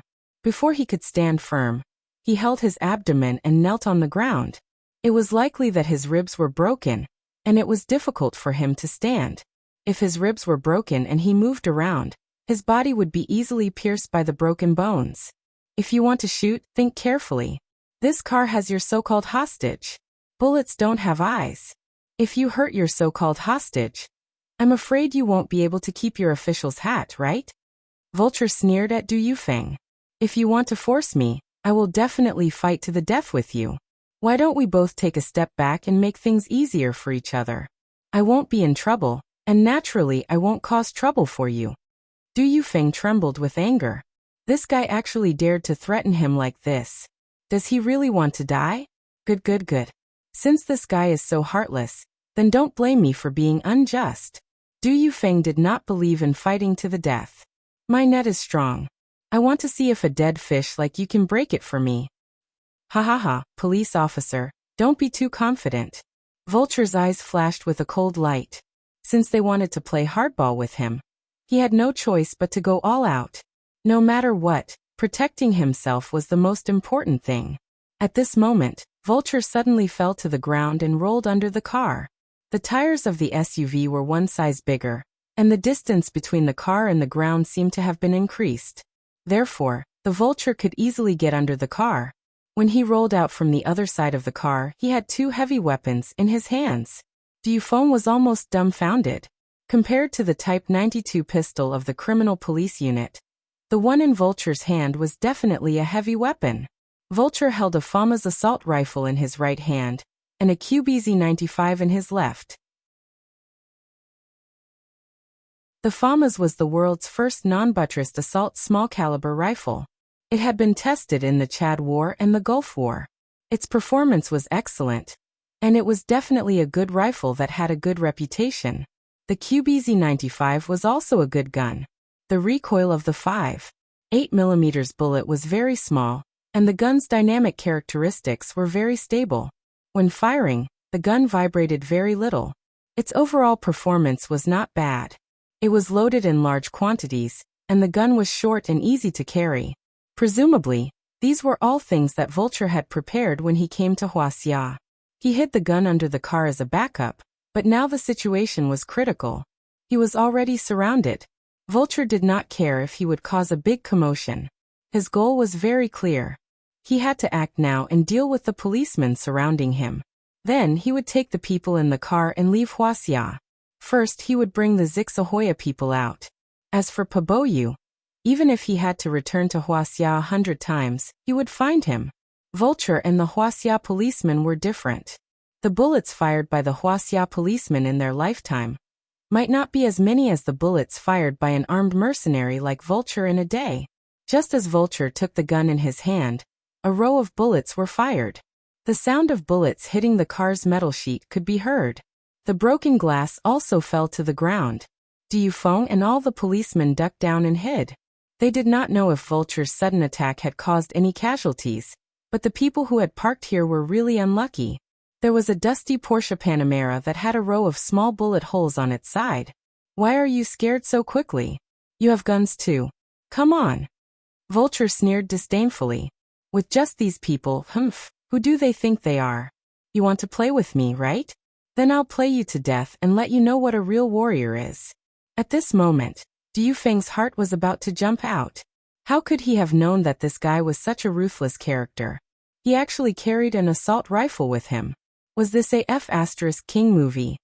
He was only the bureau chief of a small police station. He was not the chief of some Hong Kong Royal Police, nor was he the chief of some Interpol. How could he have encountered such a situation? Du Feng had been a policeman his whole life, but he had never been so flustered. This guy was F***King crazy. He hid behind the car and looked at Zhang Yuanjun. Zhang Yuanjun was also shocked. As a policeman, they had encountered all kinds of evil people, but today was different. The guy he met today was simply a murderous demon king. He was on a completely different level from the vicious people he had met before. Those people from before, in his eyes, were really nothing. If you think you haven't played enough, then we'll slowly play with you. Vulture said, I don't know how many cars here can't withstand my bullets. Any car's fuel tank can cause a small explosion. If you haven't experienced the baptism of war, then don't pretend in front of me. Do you think you can escape if there's an explosion? Although Du Feng was afraid, his mouth was not soft. He did not believe that there was no one who was not afraid of death. What's the big deal about a car explosion? Vulture played it down and said, I don't care. I'm just me. If I die alone. But what about you? I took a rough look just now. There are about 20 of you. So many people are going with me. I'm really lucky. Oh right, there are still 2 hostages. In fact, Vulture's shooting was not really without a target. He deliberately avoided the car's fuel tank. He was not afraid of this kind of explosion. He was not worried about himself, nor was he afraid of a few policemen dying. He was definitely worried about the safety of the hostages in his hands. Therefore, although Vulture said that, he was definitely not stupid enough to shoot the fuel tank. Du Feng waved his hand to signal Zhang Yuanjun to divert the opponent's attention. At the same time, he quickly dialed a number with his mobile phone. After the call was connected, he lowered his voice and said, Send special police support. We're in trouble. The other party is alone and has a powerful heavy weapon in his hand. Send reinforcements quickly. Reinforcements. This was the only way Du Feng could think of now. Zhang Yuanjun endured the pain in his heart and shouted, You'd better not make any unnecessary resistance. No matter what you are now, you'll still admit defeat in the end. Because you can't win against us Huaxia police. At this time, you're still so stubborn. You're really tired of living. Vulture sneered. Forget it. In that case, I won't be long-winded with you. If you want to catch me, come out. I'm here, waiting for you to make a move.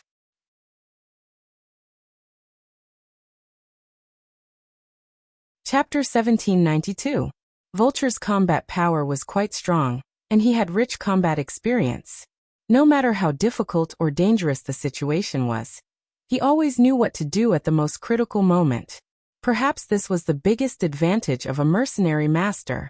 Although Zhang Yuanjun had led his criminal police team to solve many big cases, and he also had a bunch of elite soldiers under his command, such as Sanda masters, Taekwondo masters, amateur boxers, and so on. If any of the criminal police in his team didn't have a special characteristic, it would be easy to be laughed at. They all had their own strong points. Unfortunately, their opponent was Vulture, not an ordinary criminal. In front of Vulture, their strength could be said to be nothing. The police who couldn't gain an advantage in fighting wanted to gain an advantage in firepower, but they didn't expect their Type 92 pistols to meet the other party's assault rifle. This was clearly the difference between heaven and earth. Therefore, there was no way to fight this battle. The two sides were not at the same level at all. At this time, Du Yufeng couldn't bring his police and criminal police to fight the other party. That way, the casualties would be very serious. He could only ask the armed special police for support and report the situation in detail. Other than the armed special police, who else could deal with this kind of person? No one could do anything about it. At this time, Du Yufeng had already forgotten about Su Yun. He completely forgot to inform Su Yun about this matter. He also forgot what Chen Wei said when he called him. Don't bring your people to fight recklessly. If you find the target, inform Su Yun immediately, and let him come forward to solve this matter, because the situation will be out of your control. Director Du, thank you for your hard work. I thank you for your cooperation. Remember, leave this matter to Su Yun. When Du Yufeng heard this, he thought about one thing. If he left this matter to Su Yun, it was equivalent to giving credit to Su Yun. He felt that Chen Wei of the Qingdao police was too greedy. The criminal had already come to his territory, and he still wanted to take credit for him? It was simply unreasonable. By now, Du Yufeng had probably understood that Chen Wei wasn't trying to steal his credit. Instead, Chen Wei was reminding him not to do something that he couldn't do.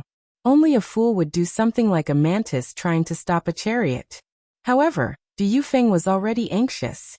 Even if he understood what Chen Wei meant, he still didn't think of informing Su Yun. Or perhaps, Du Yufeng had realized that he should tell Su Yun about this matter, but because of his face he couldn't say it.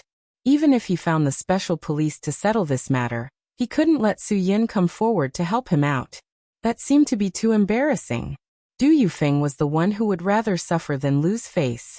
He gritted his teeth and endured it. He had to rely on the ability of the Shuang police to take down this vicious criminal.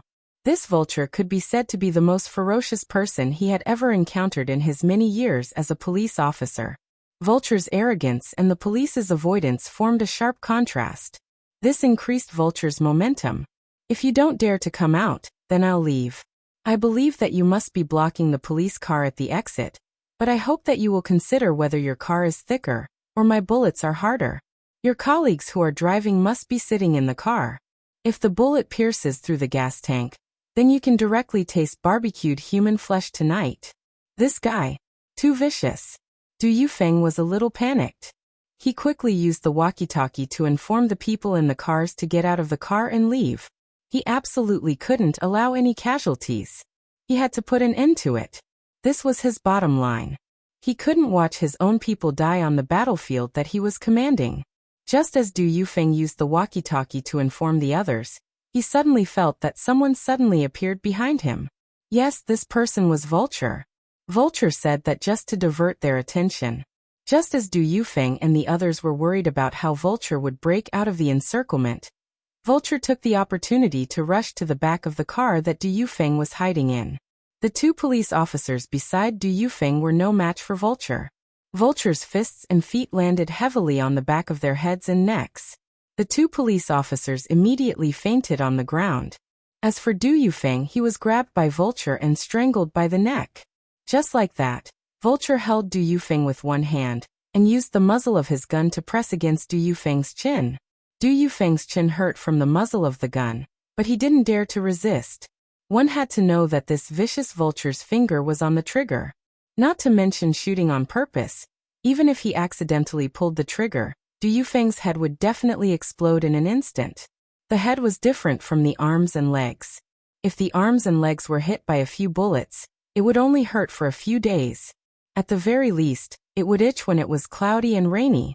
At the very worst, it would be crippled. But the head was different. Not to mention a few bullets. One bullet was enough to kill a person. Faced with such a death threat, Du Yufeng was really worthy of being a bureau chief. After panicking, what was left was calmness. He knew that this was the only way to deal with it. You better not do this. Your actions now don't constitute harming anyone. Once you kill me, you'll be committing murder. In Huaxia, intentional murder is a capital offense. Du Yufeng tried to keep himself calm, but his mind was really in a mess. His logic was a bit messy. If it's a capital offense, no one can save you. When Zhang Yuanjun and the others realized that Du Yufeng was being held hostage by Vulture, no one had any opinions. Du Yufeng was the bureau chief. Since the other party wanted to capture the ringleader first, this move would definitely be effective no matter which side it applied to. With my status, if I surrender today, it's also a capital offense in Huaxia. Vulture sneered. Don't bully me because I don't know the laws of Huaxia. I just want one sentence. Now get out of my way and get someone to help me drive the car out. All of you, put down your weapons and stay away from me. Otherwise, I'll kill you. You're the officer. Give them the order. Du Yufeng shook his head. I don't have the authority to give such an order. Police officer, don't make things difficult for me. If I die no matter what choice I make, I'll definitely bring as many people to die with me as I can. Vulture said viciously. Don't think that I can't do it. I'm really an evil person that you can't imagine. Zhang Yuanjun suddenly stood up and raised his hands. He didn't have any weapons in his hands. I'll exchange with the hostage in your hands. I'm the commander of this operation. You. Vulture smiled disdainfully. Indeed, when so many people attacked him just now, this person was the leader. But to put it bluntly, he was only the leader of a small group. What he wanted was the biggest leader. Forget it. I don't want a low-level official. I want a big leader. After saying that, Vulture used the muzzle of his gun to poke Du Yufeng's chin again. Isn't that right, big leader? You can't be a coward at this time. Hurry up and give me the order. My patience is limited. Du Yufeng swallowed a mouthful of saliva. What should he do now? He couldn't make a decision by himself. Could it be that he had been a police officer for 25 or 26 years, and in the last few years of his career, he was going to die in the line of duty? What would happen to his wife and children then? Thinking of this, Du Yufeng felt a chill in his heart.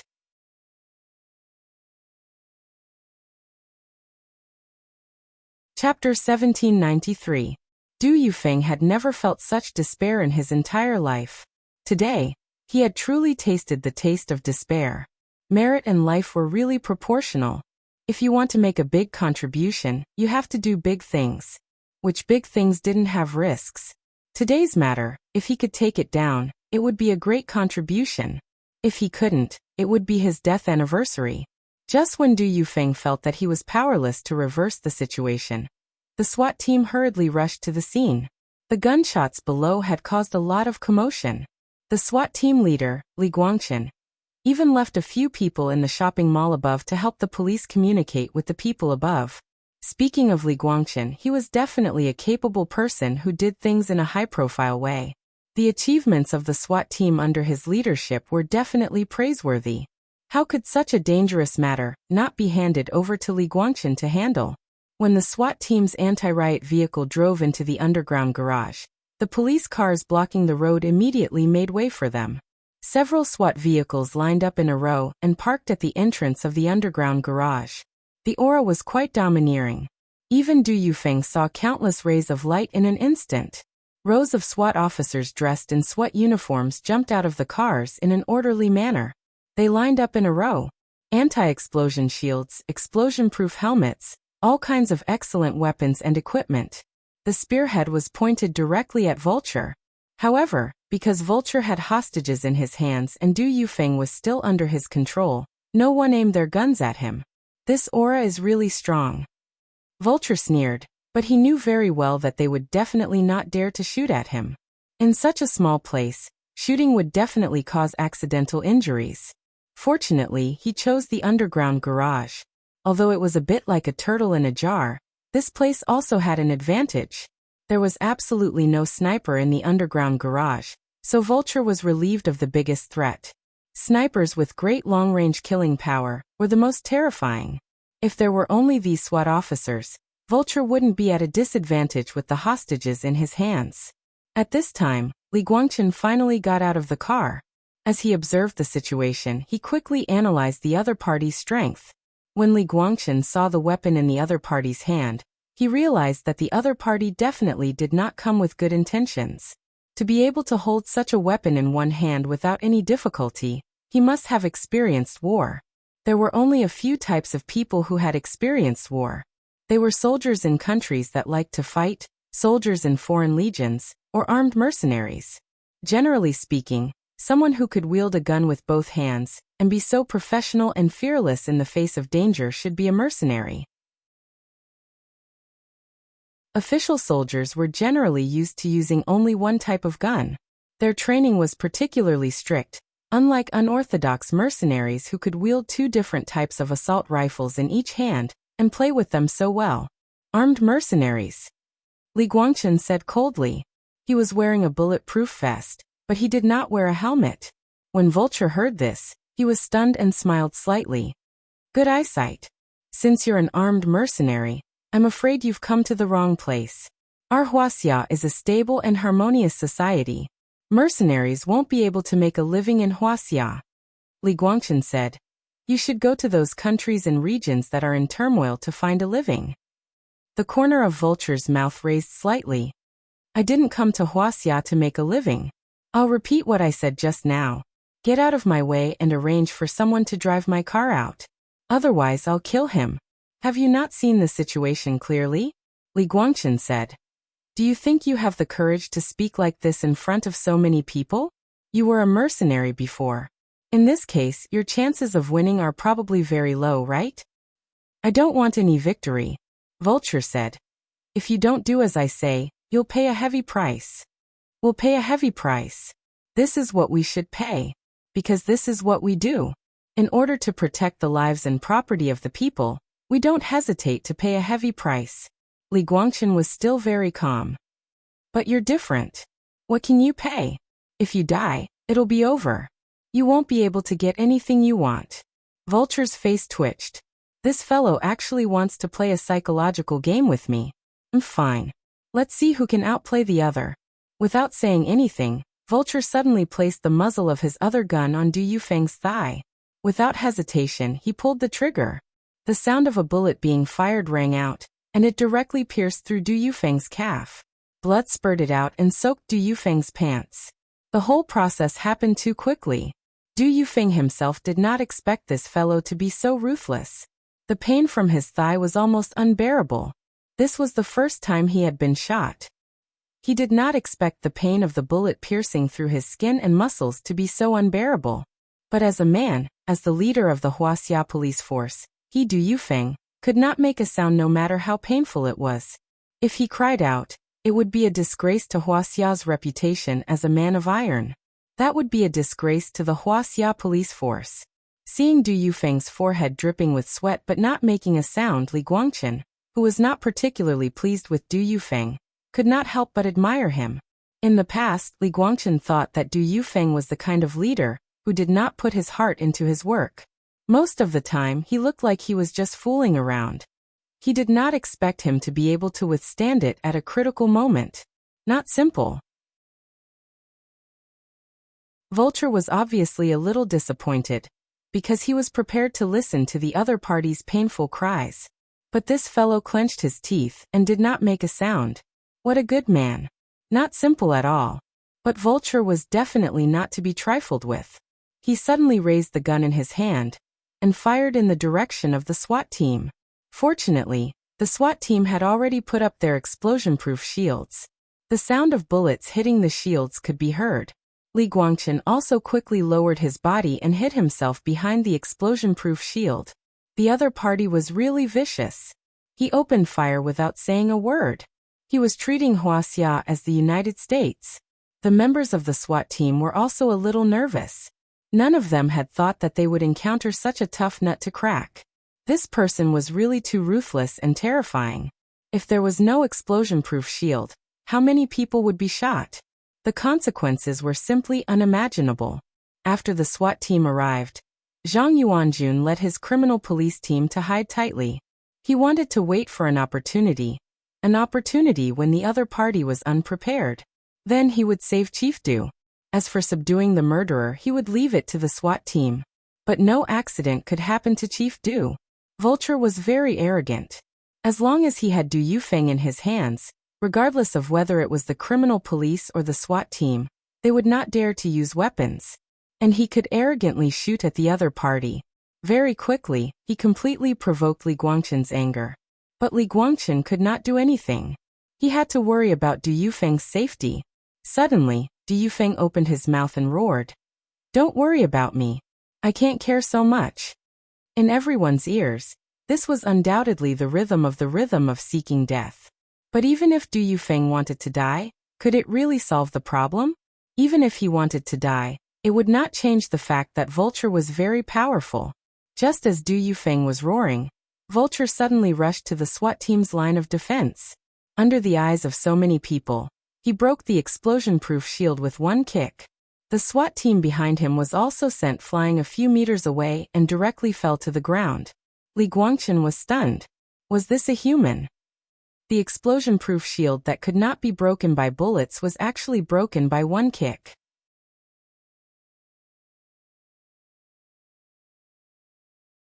Chapter 1794. Li Guangqin couldn't help but be impressed by Vulture's kick. No wonder this guy was so fearless. As expected, he was bold because he was skilled. He was fearless in the face of these special police officers. He didn't think they could threaten him at all. That was why he could be so arrogant. Vulture sneered. "I'm afraid you can't stop me. Officers, I didn't come to Huaxia to cause trouble. You really don't have to cause trouble for yourselves. There's a saying in Huaxia. Take a step back and you'll see the world. Why don't we each take a step back? I promise you that I'll leave Huaxia as soon as possible. You also promise me that I'll be able to leave Suang safely. I don't think my request is too much, right?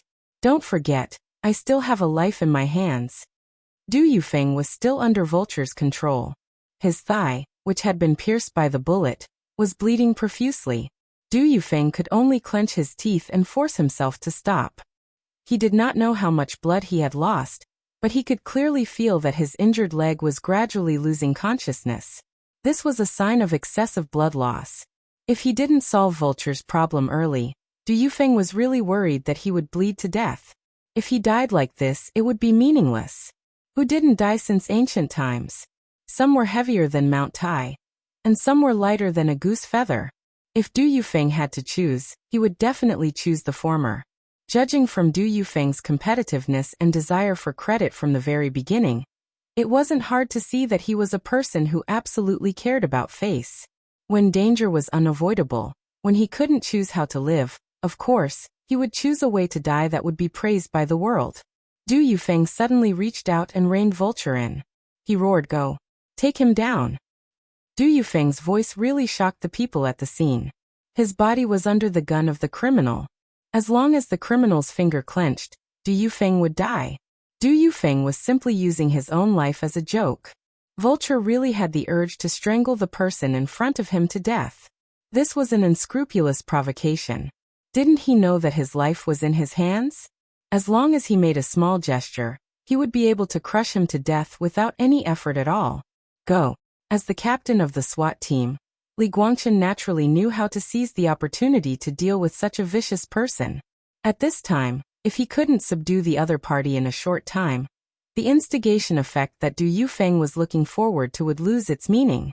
Now that Du Yufeng had taken the lead and encouraged them with his fearless spirit, everyone was naturally fearless.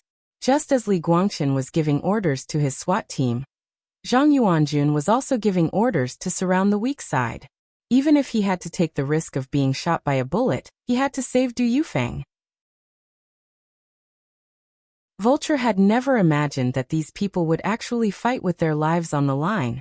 Although he was very capable, he had to consider the degree of threat. Even if these were ordinary people, they had guns in their hands, especially the weapons of the special forces, which were very good. If a few rounds of bullets really came over, He would be forced into a desperate situation if he was hit. However, the experienced vulture would not allow himself to be captured just like that. He suddenly flung Du Yufeng's body away. He directly hit the side of the criminal police who were rushing to save him. This was a kind of psychological warfare. When the criminal police got what they wanted, they would naturally have the mentality of retreating. After all, the following matters could be left to the SWAT team. Vulture's approach was indeed very effective. As soon as Zhang Yuanjun rescued Du Yufeng, he immediately ordered someone to take Du Yufeng to hide behind a car cover. There were so many guns on the other side. He also had to consider not to be injured by his own people. Without any worries, Vulture instantly let go of his hands and feet. When the criminal police behind him were no longer involved, he didn't have to worry about someone shooting him in the back. Vulture's figure was like a ghost that entered the SWAT team. Gunshots were heard everywhere, but the screams seemed to be from his own people. Li Guangchen was scared, really scared. He had been leading the SWAT team for so long. This was the most dangerous person he had encountered. When the opponent killed his way into his formation, he knew that trouble was coming. When this ferocious guy rushed in, their own people had no way to shoot at all. The opponent was himself. As long as the muzzle was not pointed at him, he could pull the trigger and hit someone else. However, his brothers in the SWAT team couldn't do that. Their target was only one person, and the surrounding people were all their own people. How could they shoot? When someone tried to shoot at the opponent, they often hit their own people. Therefore, after a few gunshots, Li Guangchen roared for everyone to put on the safety of their guns. No one was to shoot randomly. This way, Vulture could go on a killing spree without a care in the world. It was as if he was chopping vegetables. In just 1 minute, more than 10 SWAT team members in riot gear were sent flying with a kick. Vulture was like a god of death, slaughtering his way through the crowd and turning the tide. So many SWAT team members were helpless against him. Li Guangchen's skills were considered very good. At least in the Shuang police world, he was definitely one of the best. However, the moment Li Guangchen and Vulture exchanged blows, their arms collided. Li Guangchen felt like he had hit a steel bar, and his entire arm instantly went numb. What kind of strength was his opponent? This was not a strength that a normal human could have.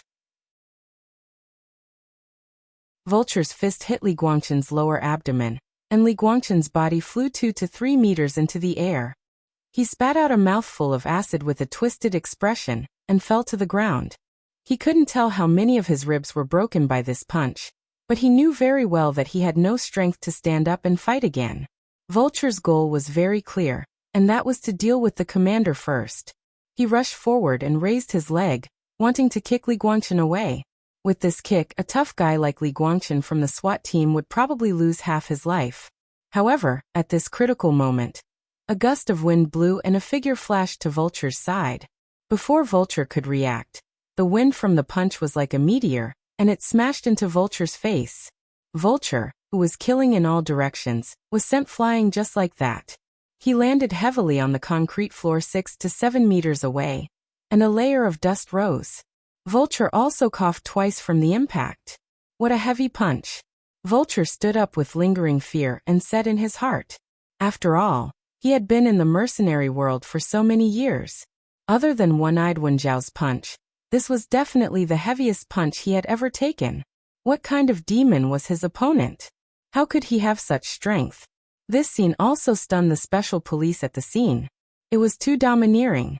Du Yufeng, Zhang Yuanjun, and the others also focused their attention on this savior. In an instant, Du Yufeng suddenly thought of Chen Wei's words. Yes, he really shouldn't have acted on his own. Presumably, Chen Wei wasn't trying to steal the credit, but was really reminding him.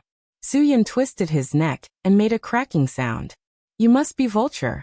Hee, I thought that you foreign mercenaries were all men of flesh and blood. Today, I see that you're just a bunch of cowards who only know how to bully the weak. Weak. Li Guangchen obviously didn't feel good when he heard this, but when he thought about it, compared to Vulture, he was really a F***king weakling. The world was too big, and there was always someone better than you.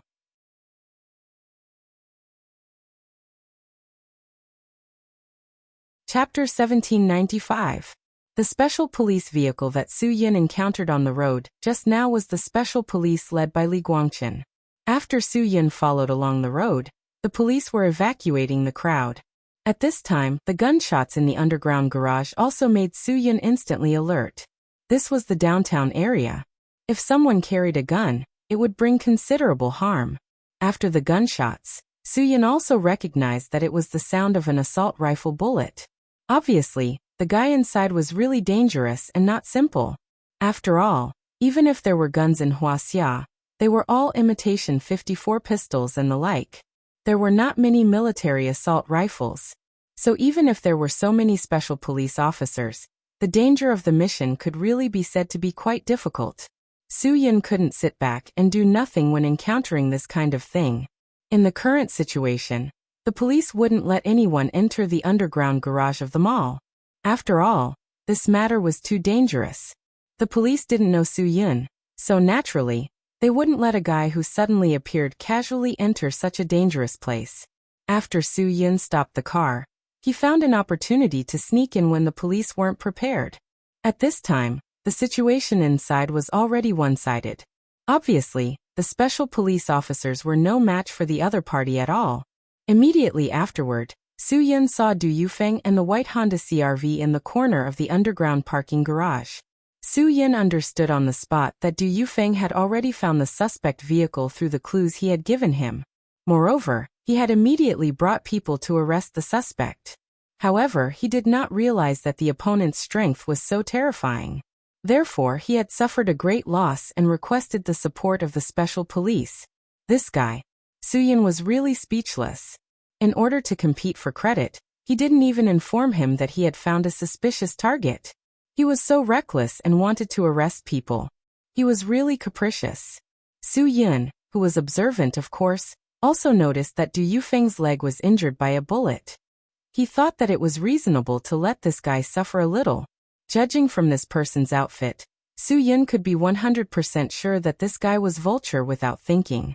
He didn't expect this guy to be so bold.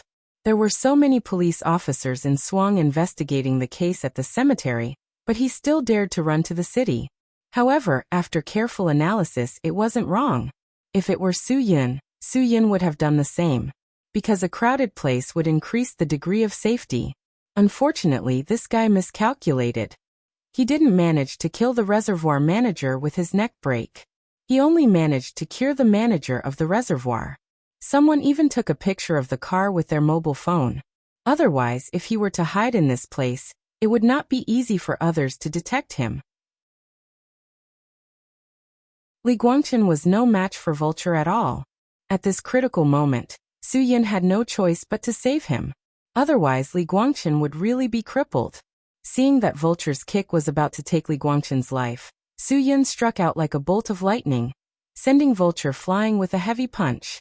Li Guangqin, who was rescued, was stunned for a long time. Who was this fiend that suddenly jumped out? Vulture spat out a mouthful of blood. What a heavy punch! He had been monitoring One Eye in Qingdao for so long. Of course, he had an impression of Su Yin, and it wasn't just a slight impression. He had a very deep impression of Su Yin. Su Yin was the guy who could withstand One Eye's inner demon's outburst. In their small group, he was the leader. Even One-Eyed was respectful and reverent towards this fellow. Clearly, this young man called Su Yin was absolutely not simple. Su Yin. Hee, I knew you would definitely come looking for me. I just didn't expect you to come so quickly. The corner of Vulture's mouth curled up slightly, as expected of the person that One-Eyed calls Big Brother. You have some ability. Su Yin didn't have time to chat with him. He glanced at the white Honda CR-V. There was a figure inside. He felt relieved. If the person in the car loses a single hair, I will make you regret being born in this world. Young man, don't be so arrogant. Although Vulture had been in a chaotic battle just now, the 2 assault rifles at his waist had not been thrown away. He did not feel that he was at a disadvantage. If you want the people in the car, we'll have to see if you have the ability to do so. When Du Yufeng saw Su Yin appear, besides being worried for him, he was also very ashamed and embarrassed. After all, if he had told Su Yin about this matter in the first place, maybe such trouble wouldn't have happened, and he wouldn't have been injured. Su Yin, You have to be careful. He has a gun in his hand. Because of shame, Du Yufeng didn't care whether he would anger Vulture, who was not far from his hiding place. He got up and reminded Su Yun. Don't be careless. You must be careful. Although Du Yufeng liked to steal the limelight, it had to be said that this guy was still very responsible. At least in the face of such danger, he didn't run away. Instead, he threw himself to the front line. As a leader, he had done enough. There was another reason why Su Yun didn't dislike Du Yufeng. Du Yufeng's leg was penetrated by a bullet, but he still gritted his teeth and stood up to remind him. He didn't cry and make a fuss about going to the hospital. This showed that this guy was a tough guy, not a softie. As long as he was a tough guy, he was a man with backbone. Even if such a person had some tricks up his sleeve, Su Yun wouldn't mind.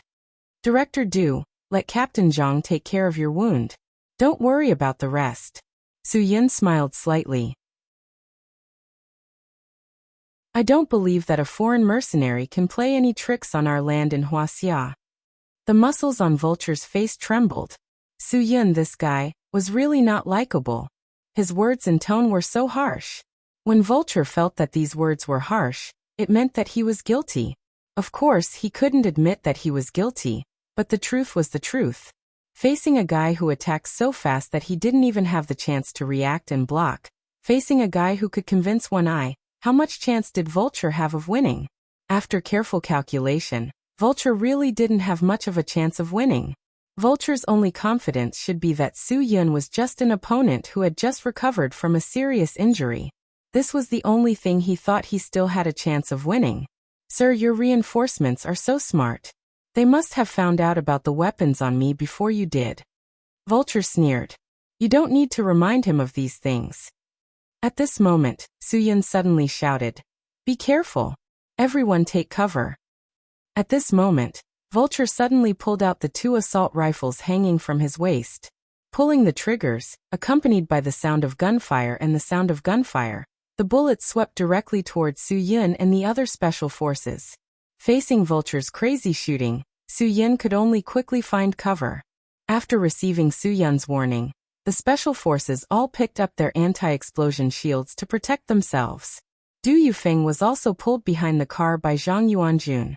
The sound of bullets colliding with the anti-explosion shields, and the car was like a symphony of death. At this moment, if anyone was careless, their head might just explode. Even Su Yun didn't dare to play with Vulture like this. Vulture skillfully reloaded the 2 magazines. His method of reloading was very special. One of the guns was still firing, while the other was already reloading with one hand. This rotation method allowed the 2 assault rifles in his hands to be in a constant state of firing, which bought him a lot of time. When Su Yun hid behind a car, he heard the sound of metal rubbing against the ground coming from under the car. A Type 03 automatic rifle appeared in front of Su Yun, followed by 2 magazines.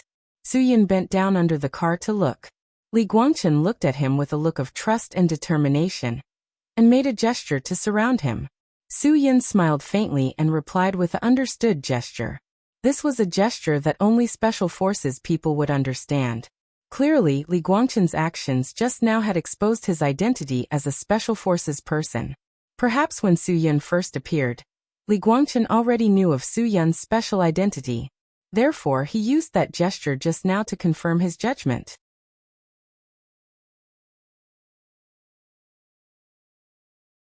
Chapter 1796. Su Yun's response told Li Guangchen that his judgment was correct. This caused Li Guangchen to feel a surge of warmth in his heart. He was excited not only because there was hope for today's matter to be resolved, but also because Su Yun's appearance had stirred up the memories of his past. Li Guangchen used to be the sharp knife scout of the famous Nighthawk scout team in the country. His skills were definitely one of the best. The Nighthawk Scout team that he used to live in had always achieved very impressive results in the international scout competition. Their Nighthawk reconnaissance team was also the only independent reconnaissance team in the country.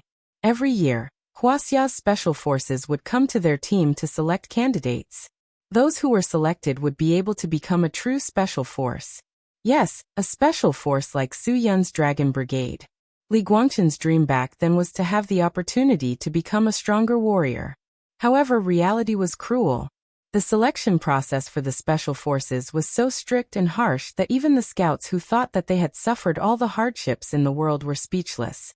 In the best 3 years of his youth, Li Guangqin had been continuously eliminated. He really used up the last of his strength and broke through the final limits of his body.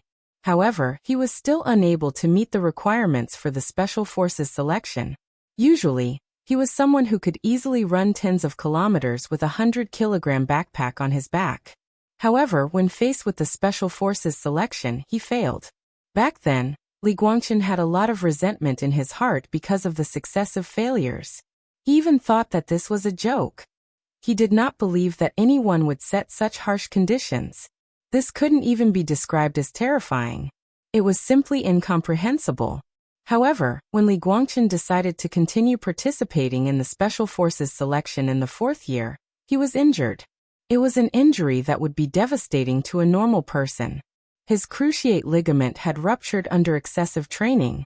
It was this rupture that caused him to lose the right to participate in the Special Forces selection. This was because they said that if he could rupture his cruciate ligament even with such a little training intensity, then he was definitely not suitable to go to their side. This was because their training intensity was 10 times, or even 100 times more than theirs. With his body's endurance, going there would only cause all the ligaments in his body to tear. These words definitely hurt Li Guangqin's heart. Li Guangqin was also disheartened for a long time because of this matter. When he recovered from his injuries, he began to train crazily, causing his ligaments to tear habitually. Now his career as a scout was over. However, he was a capable person, so he was arranged to be the captain of the special police team in Swang. Under his leadership, the special police team was definitely thriving. It could be said that as long as the special police team led by Li Guangqin appeared in Swang, there was no problem that could not be solved. Just based on this point, Li Guangqin was also famous in Swang for being a powerful guy. However, Li Guangqin had always been brooding over the fact that he had retired from the military. It could even be said that it was only today when he saw Su Yun's skills that he believed that his recruitment back then was not done on purpose to make things difficult for him. To be honest, perhaps he really did not have the talent. The overwhelming strength that Su Yun displayed today gave Li Guangqin a new understanding of all of this. Li Guangqin had more or less been exposed to the training and basic knowledge of the special forces, so he and Su Yun did not have any difficulty communicating with hand signals. His 3 years of experience was really precious to him. After the two of them communicated with hand signals, Li Guangqin even forgot about the pain in his lower abdomen. He could no longer care about whether or not he had broken a few ribs. What he needed to do now was to help Su Yun attract Vulture's attention. Vulture was now trying to determine where Su Yun was hiding. If Su Yun did anything that caught his attention, he did not even need to aim at Su Yun. He only needed to shoot through the fuel tank of the car that Su Yun was hiding in. That would be enough to make Su Yun suffer. At the very least, he would be blown away by the explosion. Therefore, Li Guangqin had to attract Vulture's attention and give Su Yun enough time to find a breakthrough point. Only then could they get rid of the dangerous cover that was the car. Now that Su Yun also had a gun in his hand, if he forced Vulture to hide behind the car, he would lose the advantage of the car explosion. This was because if he did that, the car he was hiding in would immediately be blown up by the bullets. Li Guangqin knocked the ground twice with the butt of his rifle to give Su Yun a reminder. Then he immediately started shooting at Vulture. Da-da-da.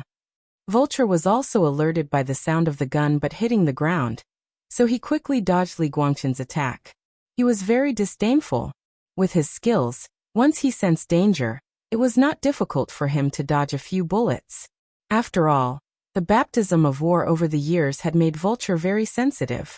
However, Vulture did not expect that Li Guangqin would not kill him at all when he opened fire. He was just trying to give Su Yun a chance to escape. Just as Vulture dodged the attack, Su Yun suddenly jumped out. Vulture realized that when Su Yun appeared, he had already lost the opportunity. The moment Su Yun jumped out, she had already aimed her gun at Vulture. Vulture also reacted immediately and aimed at Su Yun. The two of them pulled the trigger and fired at almost the same time. Then, in order to avoid the bullets, they rolled and jumped at the same time. The two bullets whizzed through the air and made a loud explosion when they collided. The sparks that appeared out of nowhere also proved the miracle just now. The probability of two bullets colliding was very low, so it was really a miracle just now.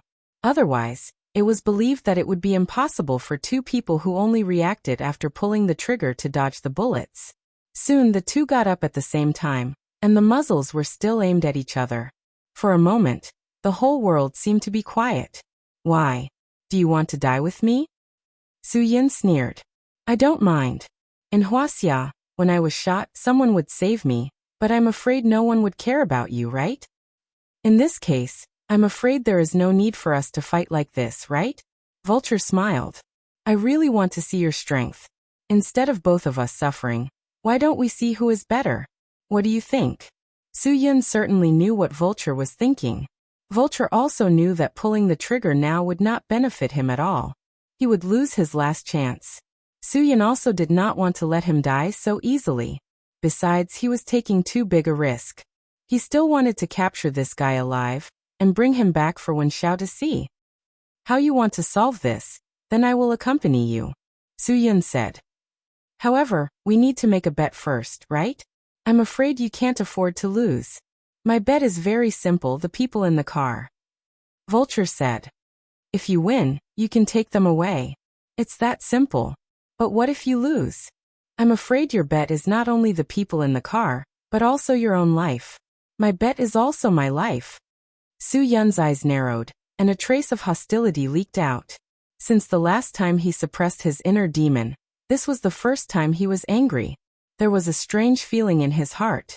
Vulture's fierce face trembled. Then your bet is not only your life, but also the lives of these bastard police officers. This was called psychological warfare. People who had experienced life and death battles knew this. The bigger the bet a person was carrying, the greater the psychological pressure they would feel. This was because their death would directly lead to more serious casualties. That was why they increased the stakes for each other.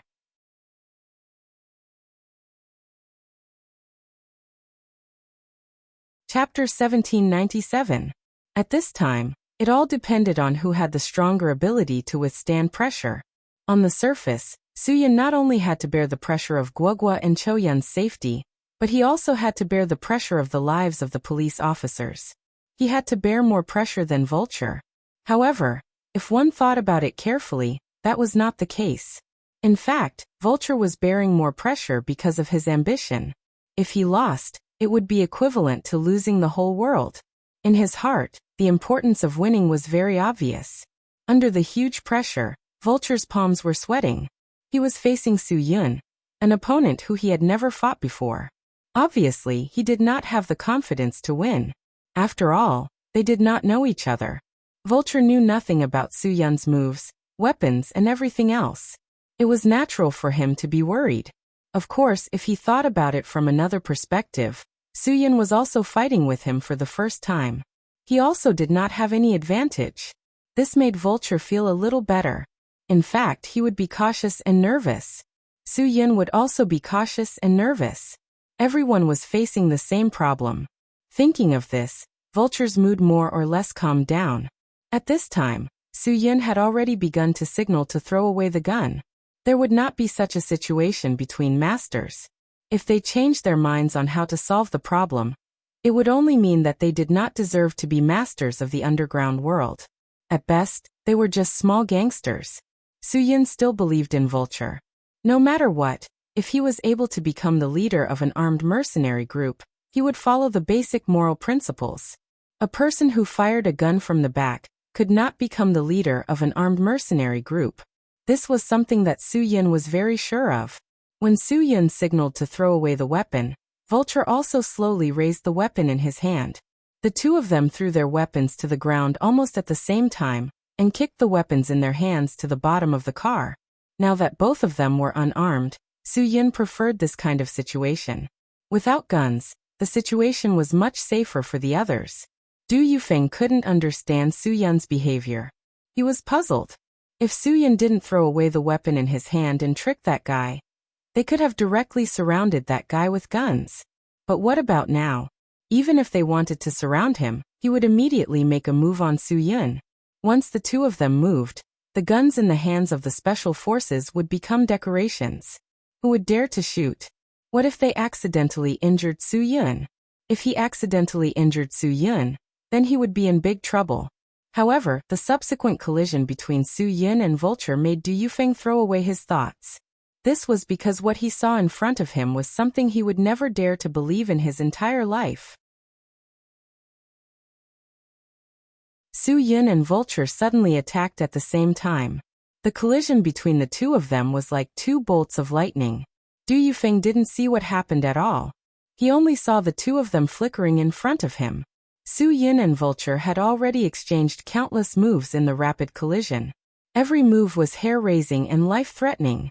Su Yun's powerful strength and fast speed quickly made Vulture suffer. Although Vulture had been defending carefully at every step, he was still hit twice by Su Yun. Su Yun's punches were fierce.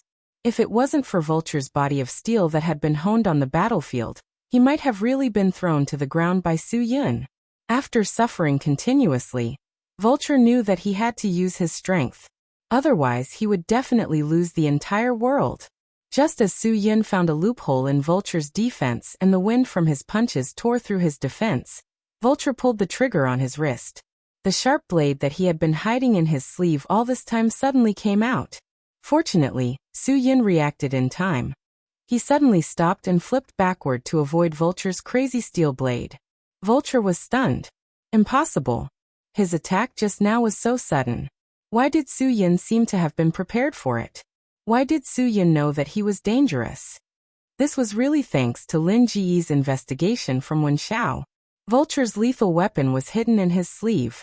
It was a steel blade that was like Wolverine. Therefore, when Su Yun fought with Vulture at the beginning and Vulture didn't use his weapon, Su Yun concluded that he wanted to catch him off guard. This was because only when he caught his opponent off guard could his sharp blade deal the most damage.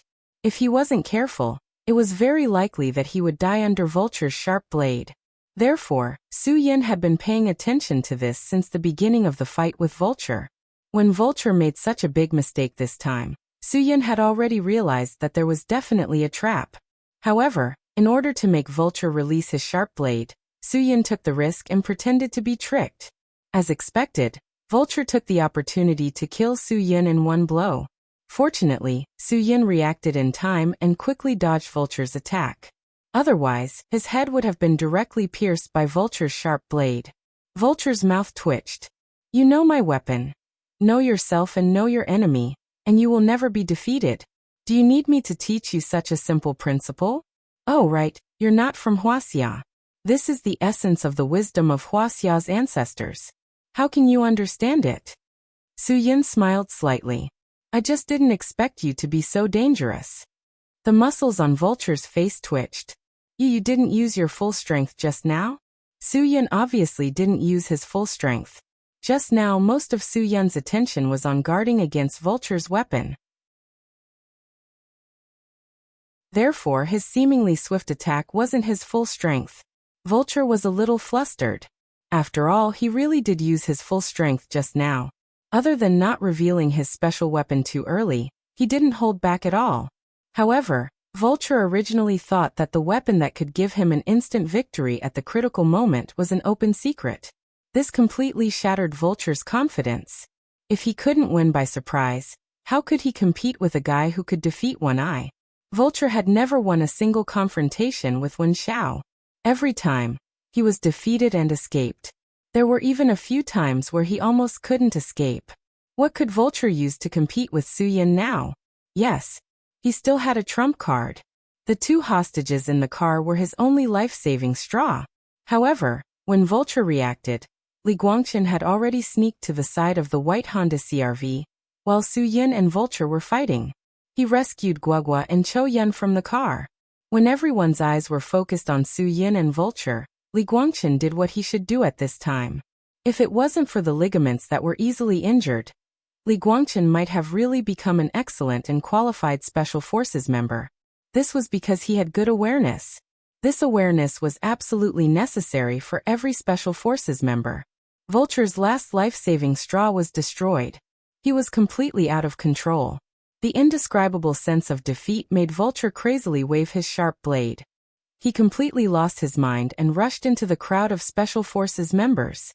If he couldn't get something, he would definitely not let anyone else get it.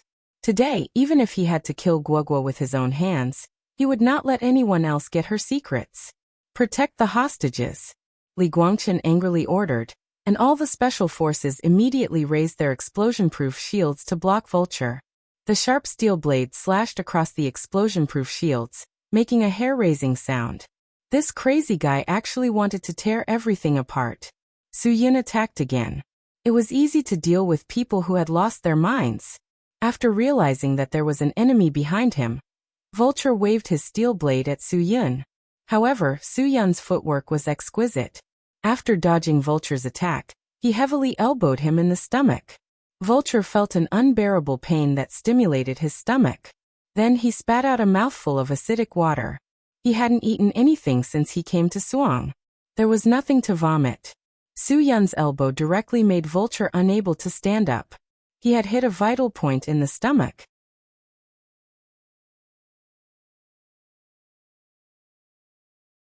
Chapter 1798. While Vulture was still struggling to resist, Su Yin had already circled behind him. Without any burden or pressure, Su Yin released all of his strength. Li Guangchen had saved Guogua and Chou Yun, which was equivalent to tearing off the seal on Su Yin's power.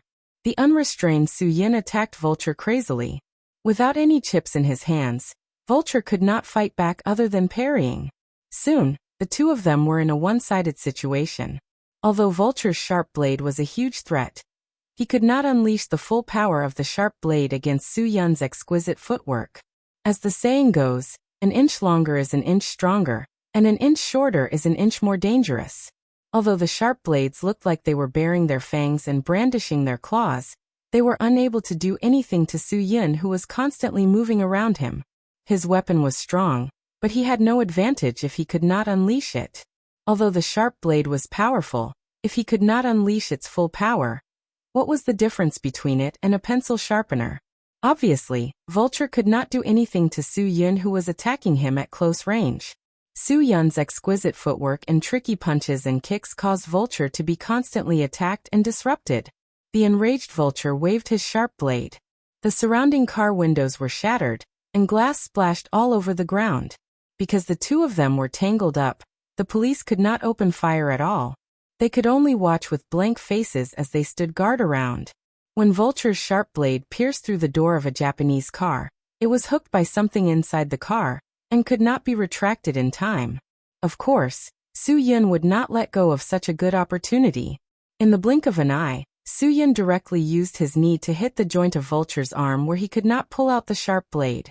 Vulture screamed in pain, and his arm was bent at a terrifying 90 degrees. When Vulture pulled out the sharp blade, his entire left arm had been crippled by Su Yin. The joint was completely broken.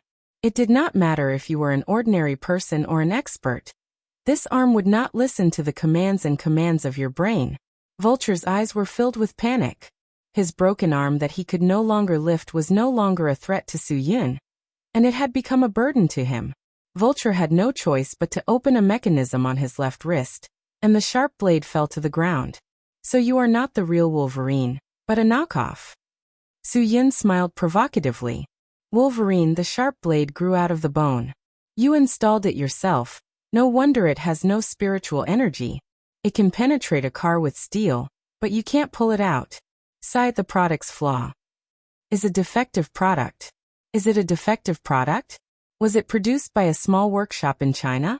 Tell me where you bought it, and I will call the Industry and Commerce Bureau to investigate. Su Yin was already in the mood to ridicule Huaxia's small workshop, but he was obviously very happy.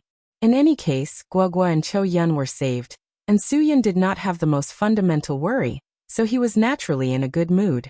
Vulture had lost his only bargaining chip, and the people he needed. In an instant, it was as if the whole world had left him, and that kind of grief affected his rationality. Although one of Vulture's arms was crippled, his attacks on Su Yin became even more frenzied. However, he was powerless to reverse the situation. Su Yin easily neutralized all of Vulture's attacks, and once again sent Vulture flying with a kick. Vulture felt a sharp pain in his chest, and he spat out a mouthful of pus and blood. He had already realized that he was powerless to reverse the situation. A mercenary's intuition was sharp, and Vulture was able to survive so many cruel battlefields, which clearly showed that he was a smart person. After realizing that everything was impossible, Vulture was definitely not stupid enough to fight with his life. The principle of where there is life, there is hope, was the most basic principle of the battlefield. Now was the furthest he was from Su Yun, and it was also the best and last chance for him to escape the scene. Vulture suddenly feigned an attack, and while Su Yun was preparing to defend, he suddenly changed direction and ran directly to the emergency staircase.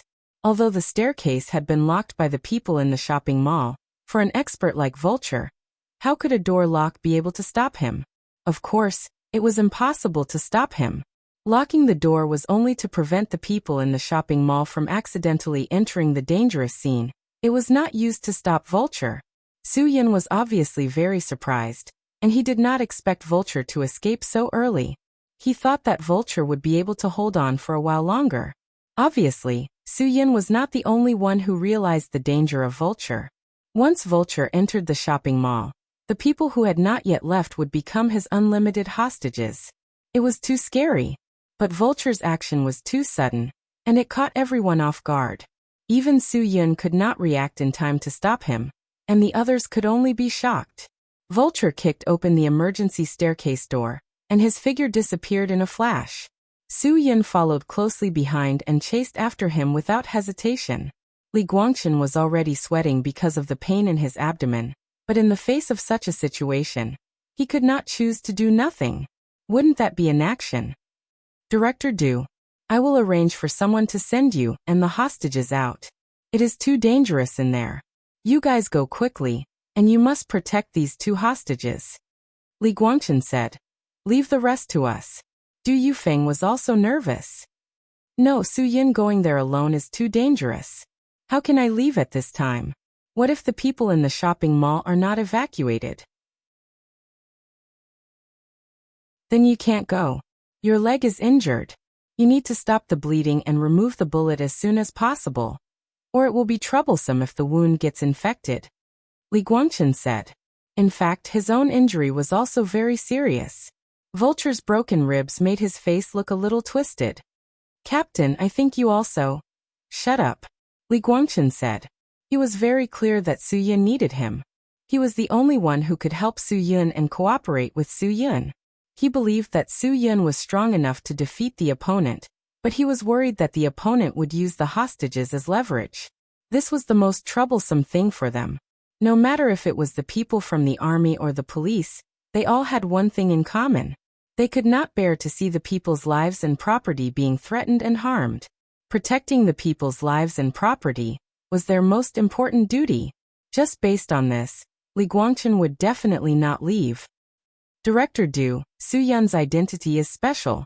I think you guys know each other. Why didn't you wait for him to show up before making a move? Otherwise, the situation wouldn't be so bad. Du Yufeng also regretted in his heart. He waved his hand and said nothing. He just sighed. Don't say so much. Today, I will not leave until Su Yun leaves safely.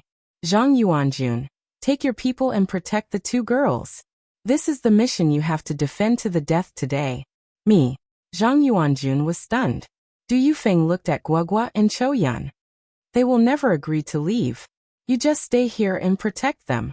Even if all your people die, you must not let anyone touch a hair on their heads. Tough guy. What else could Li Guangchen say?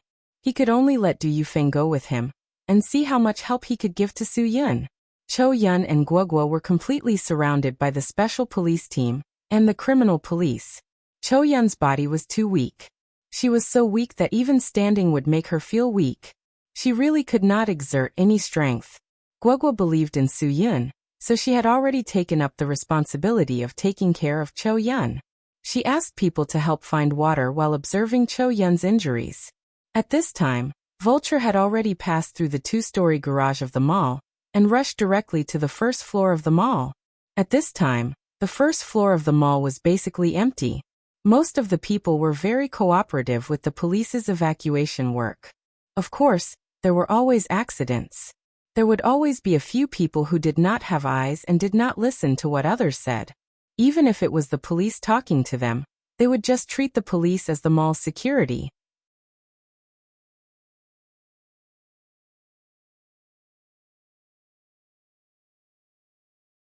Chapter 1799.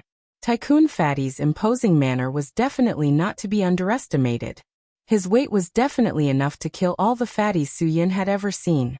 When Fatty stood up angrily, he glared at him and said, "I can smash you to death with money. Do you know Star's paper? That's my family's business. Do you know how much my family pays in taxes every year? Who do you think you are? Are you trying to act cool in front of me? Put down my woman. Otherwise, do you believe that I can send someone to beat you to death with just a phone call?" Domineering. Although this nouveau riche fatty was a little unreasonable, he was definitely a man with guts. A man should have this kind of backbone. Maybe this nouveau riche fatty was really manly, and he really loved this girl. No matter what, a man who could stand up for a woman was a real man. Unfortunately, this was not a game played by high school students. Whoever was unhappy with someone would call their friends to beat someone up at the door after school. Tycoon Fatty might have never met anyone who dared to be disrespectful to him after he entered society. Therefore, his way of dealing with things was still the way high school students did. After all, a rich person would be supported by all the students when he entered university. The teachers would look up to him, the female students would be more clingy, and the male students would try to curry favor with him. This was the current state of society. Tycoon Fatty's family owned Star's paper. His father's annual taxes were ranked in the top 500 in the country. What kind of concept was this? The concept was that he could really smash someone to death with money. Moreover, he did not even need to exchange coins to smash someone to death. The rich Tycoon Fatty had never been treated like this since he was young. Although everyone was not submissive in front of him, they were at least polite. Today, not only was his fat body sent flying, his beloved woman was also being groped from head to toe. How could he not be anxious? "Fatty, you're anxious so easily? Who is this girl to you?" Vulture sneered and pinched the beauty's chest fiercely. He even let out a rippling moan. "What can you do to me? Even if I ride your woman in front of you today, you can only endure it. I'll King kill you." Tycoon Fatty wriggled his fat body and pounced forward. A pile of meat covered the sky as it smashed towards Vulture. Vulture really didn't expect this fatty to be so willful, to actually use his flesh and blood to force himself on. However, Vulture was holding the hostage with one hand, and his other hand was injured. There was no way he could defend himself. He could only retreat quickly. However, the jewelry stand behind him blocked his way. Tycoon Fatty's body had already smashed into him, and Vulture did not even have the chance to dodge. With a loud bang, Vulture and the hostage girl in his hands were crushed under Tycoon Fatty's body. The booth behind them was crushed into pieces. It was really not a good feeling to be pressed down with more than 300 kilograms of acceleration. Vulture's stomach acid was about to burst out. But that girl was completely fine. Phew, many things are not so hard to bear once you get used to it. However, Tycoon Fatty was just an ordinary person. The angry Vulture flipped him over and got up to kick him in the stomach. His huge body slid on the ground for more than 10 meters. He knocked over countless bar chairs and only stopped when he hit a bearing pillar of the shopping mall. Vulture really used all his strength in this kick. No matter how thick Tycoon Fatty's fat was, it would not be able to withstand such a kick. Bruises and swelling were considered light. He was afraid that even with such a thick layer of flesh, he would still suffer from internal injuries. Although Tycoon Fatty's internal organs were all twisted together from the kick, his actions had given Su-yin an opportunity to strike. Vulture had already let go of the hostage in his hands. Su-yin also took the opportunity to get behind him. By the time Vulture reacted, it was already too late. Su-yin's knee almost broke Vulture's spine. Vulture staggered a few steps forward. Originally, Su-yin was determined to win. However, the two policemen who had persuaded Tycoon Fatty earlier joined in. One of them rushed forward to subdue Vulture, while the other took out handcuffs to handcuff him. This was an opportunity that had been delivered to his doorstep. How could Vulture not grab it? He first kicked one of them, then grabbed the other by the throat. Once again, a hostage fell into Vulture's hands. Su Yin had no choice but to stop attacking and restrain his strength. Can you be a man? Don't keep using the hostage as a shield. Su Yin said. Vulture, I thought you were a man.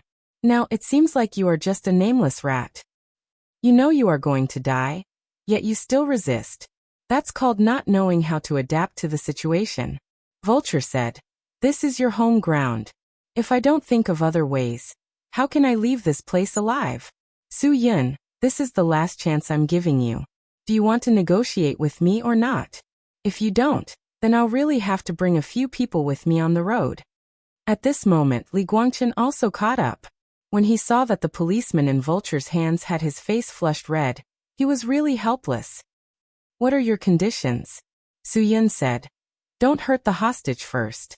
Tell me your conditions, and we can discuss it. If you hurt the hostage, I'm afraid you won't have the right to negotiate with us. Vulture sneered. You are an understanding person, and I am not a fool. Do you think it is interesting to stall for time like this? I have already mentioned my conditions. Return the car to me and let me leave Swang safely. As long as you agree to this small request of mine, no innocent people will die here. Do you think we will let you go? You have already violated the laws of Huaxia and seriously endangered the safety of society. Li Guangqin said angrily. Let you go? Aren't you too naive? Vulture didn't even look at Li Guangqin. You have no right to talk to me.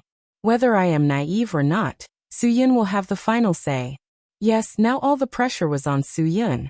If he let him go, Su Yin wouldn't be satisfied. However, if he hurt someone, it would be troublesome. Su Yin had to bear the responsibility, because he was the one who forced Vulture to this point. He had to solve the current situation. Okay, I promise you. Su Yin seemed to answer casually, but in his heart he was struggling. Vulture was a mercenary and an old fox. Once he got in the car and left, it would be really difficult to catch him again. However, a life was at stake. Su Yin couldn't gamble with the life of the policeman in Vulture's hands. He couldn't afford to lose. Are you really going to let him? Li Guangqin was unwilling, but when he saw the policeman who was almost dead, he had to lower his head. I will get someone to drive his car outside now. Thank you. Su Yin and Li Guangqin walked back to the underground garage with heavy steps. You are a person who understands the situation. And so am I. Actually, if we can become friends, we can definitely work together to take down the world, Vulture said. Su Yin grinned. Sorry, I am not that ambitious. If I am not wrong, you didn't find Paboyu, so you can't rule the world. It is just a dream. Don't worry, I will get what I want sooner or later, Vulture said viciously. Su Yin frowned. Unfortunately, I'm afraid this is your only chance. As long as I leave here alive, there are endless possibilities, Vulture said without hesitation. We will definitely meet again in the future.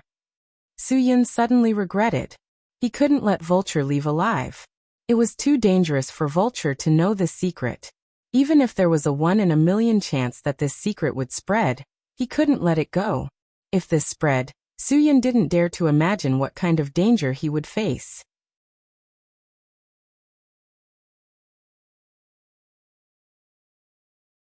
Chapter 1800. However, he could not give up on the life in front of him.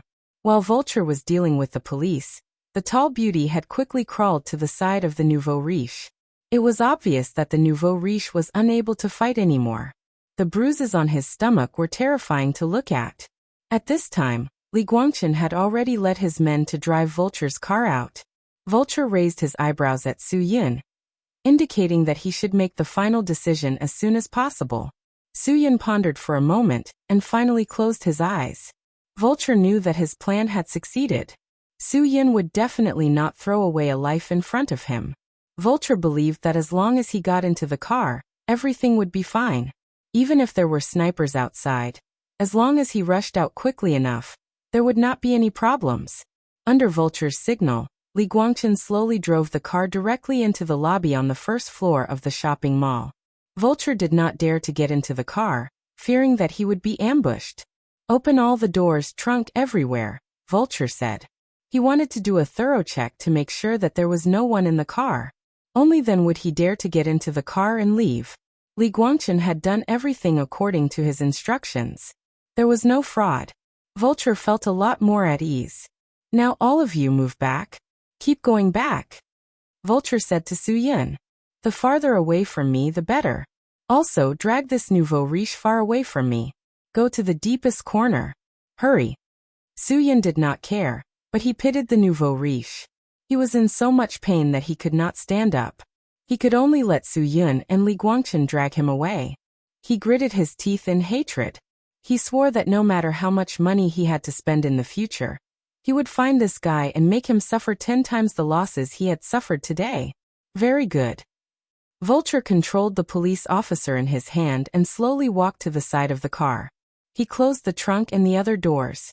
Then he walked backward to the driver's seat. Suddenly he bent his body and got into the car. Following that, he sent the police officer he was controlling flying with a kick. Vulture started the car and stepped on the accelerator. At the same time, Su Yun also rushed forward. Whether or not he could catch Vulture would depend on whether his explosive power was fast enough. After all, a car was not a human being. Everything about it was based on strict mechanical principles. The faster it could go, the faster it would be. Moreover, the starting speed of an ordinary family car was not as exaggerated as that of a supercar. The speed of a 100m runner and an ordinary family car was almost the same. Now Su Yun was only 50 meters away from Vulture's car. Vulture had to turn the corner as soon as he rushed out of the mall. The stairs in front of him made it impossible for him to accelerate in a straight line.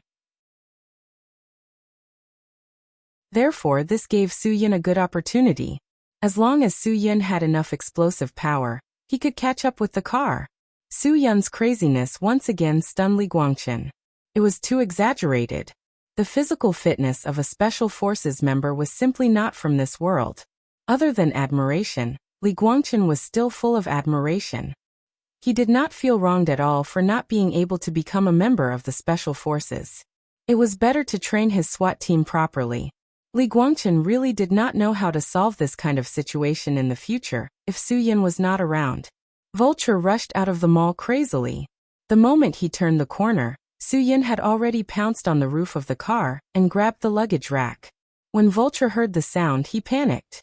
However, he was riding a tiger and could not get off. The only thing he could do was to quickly shake off Su Yun, who was on the roof of the car.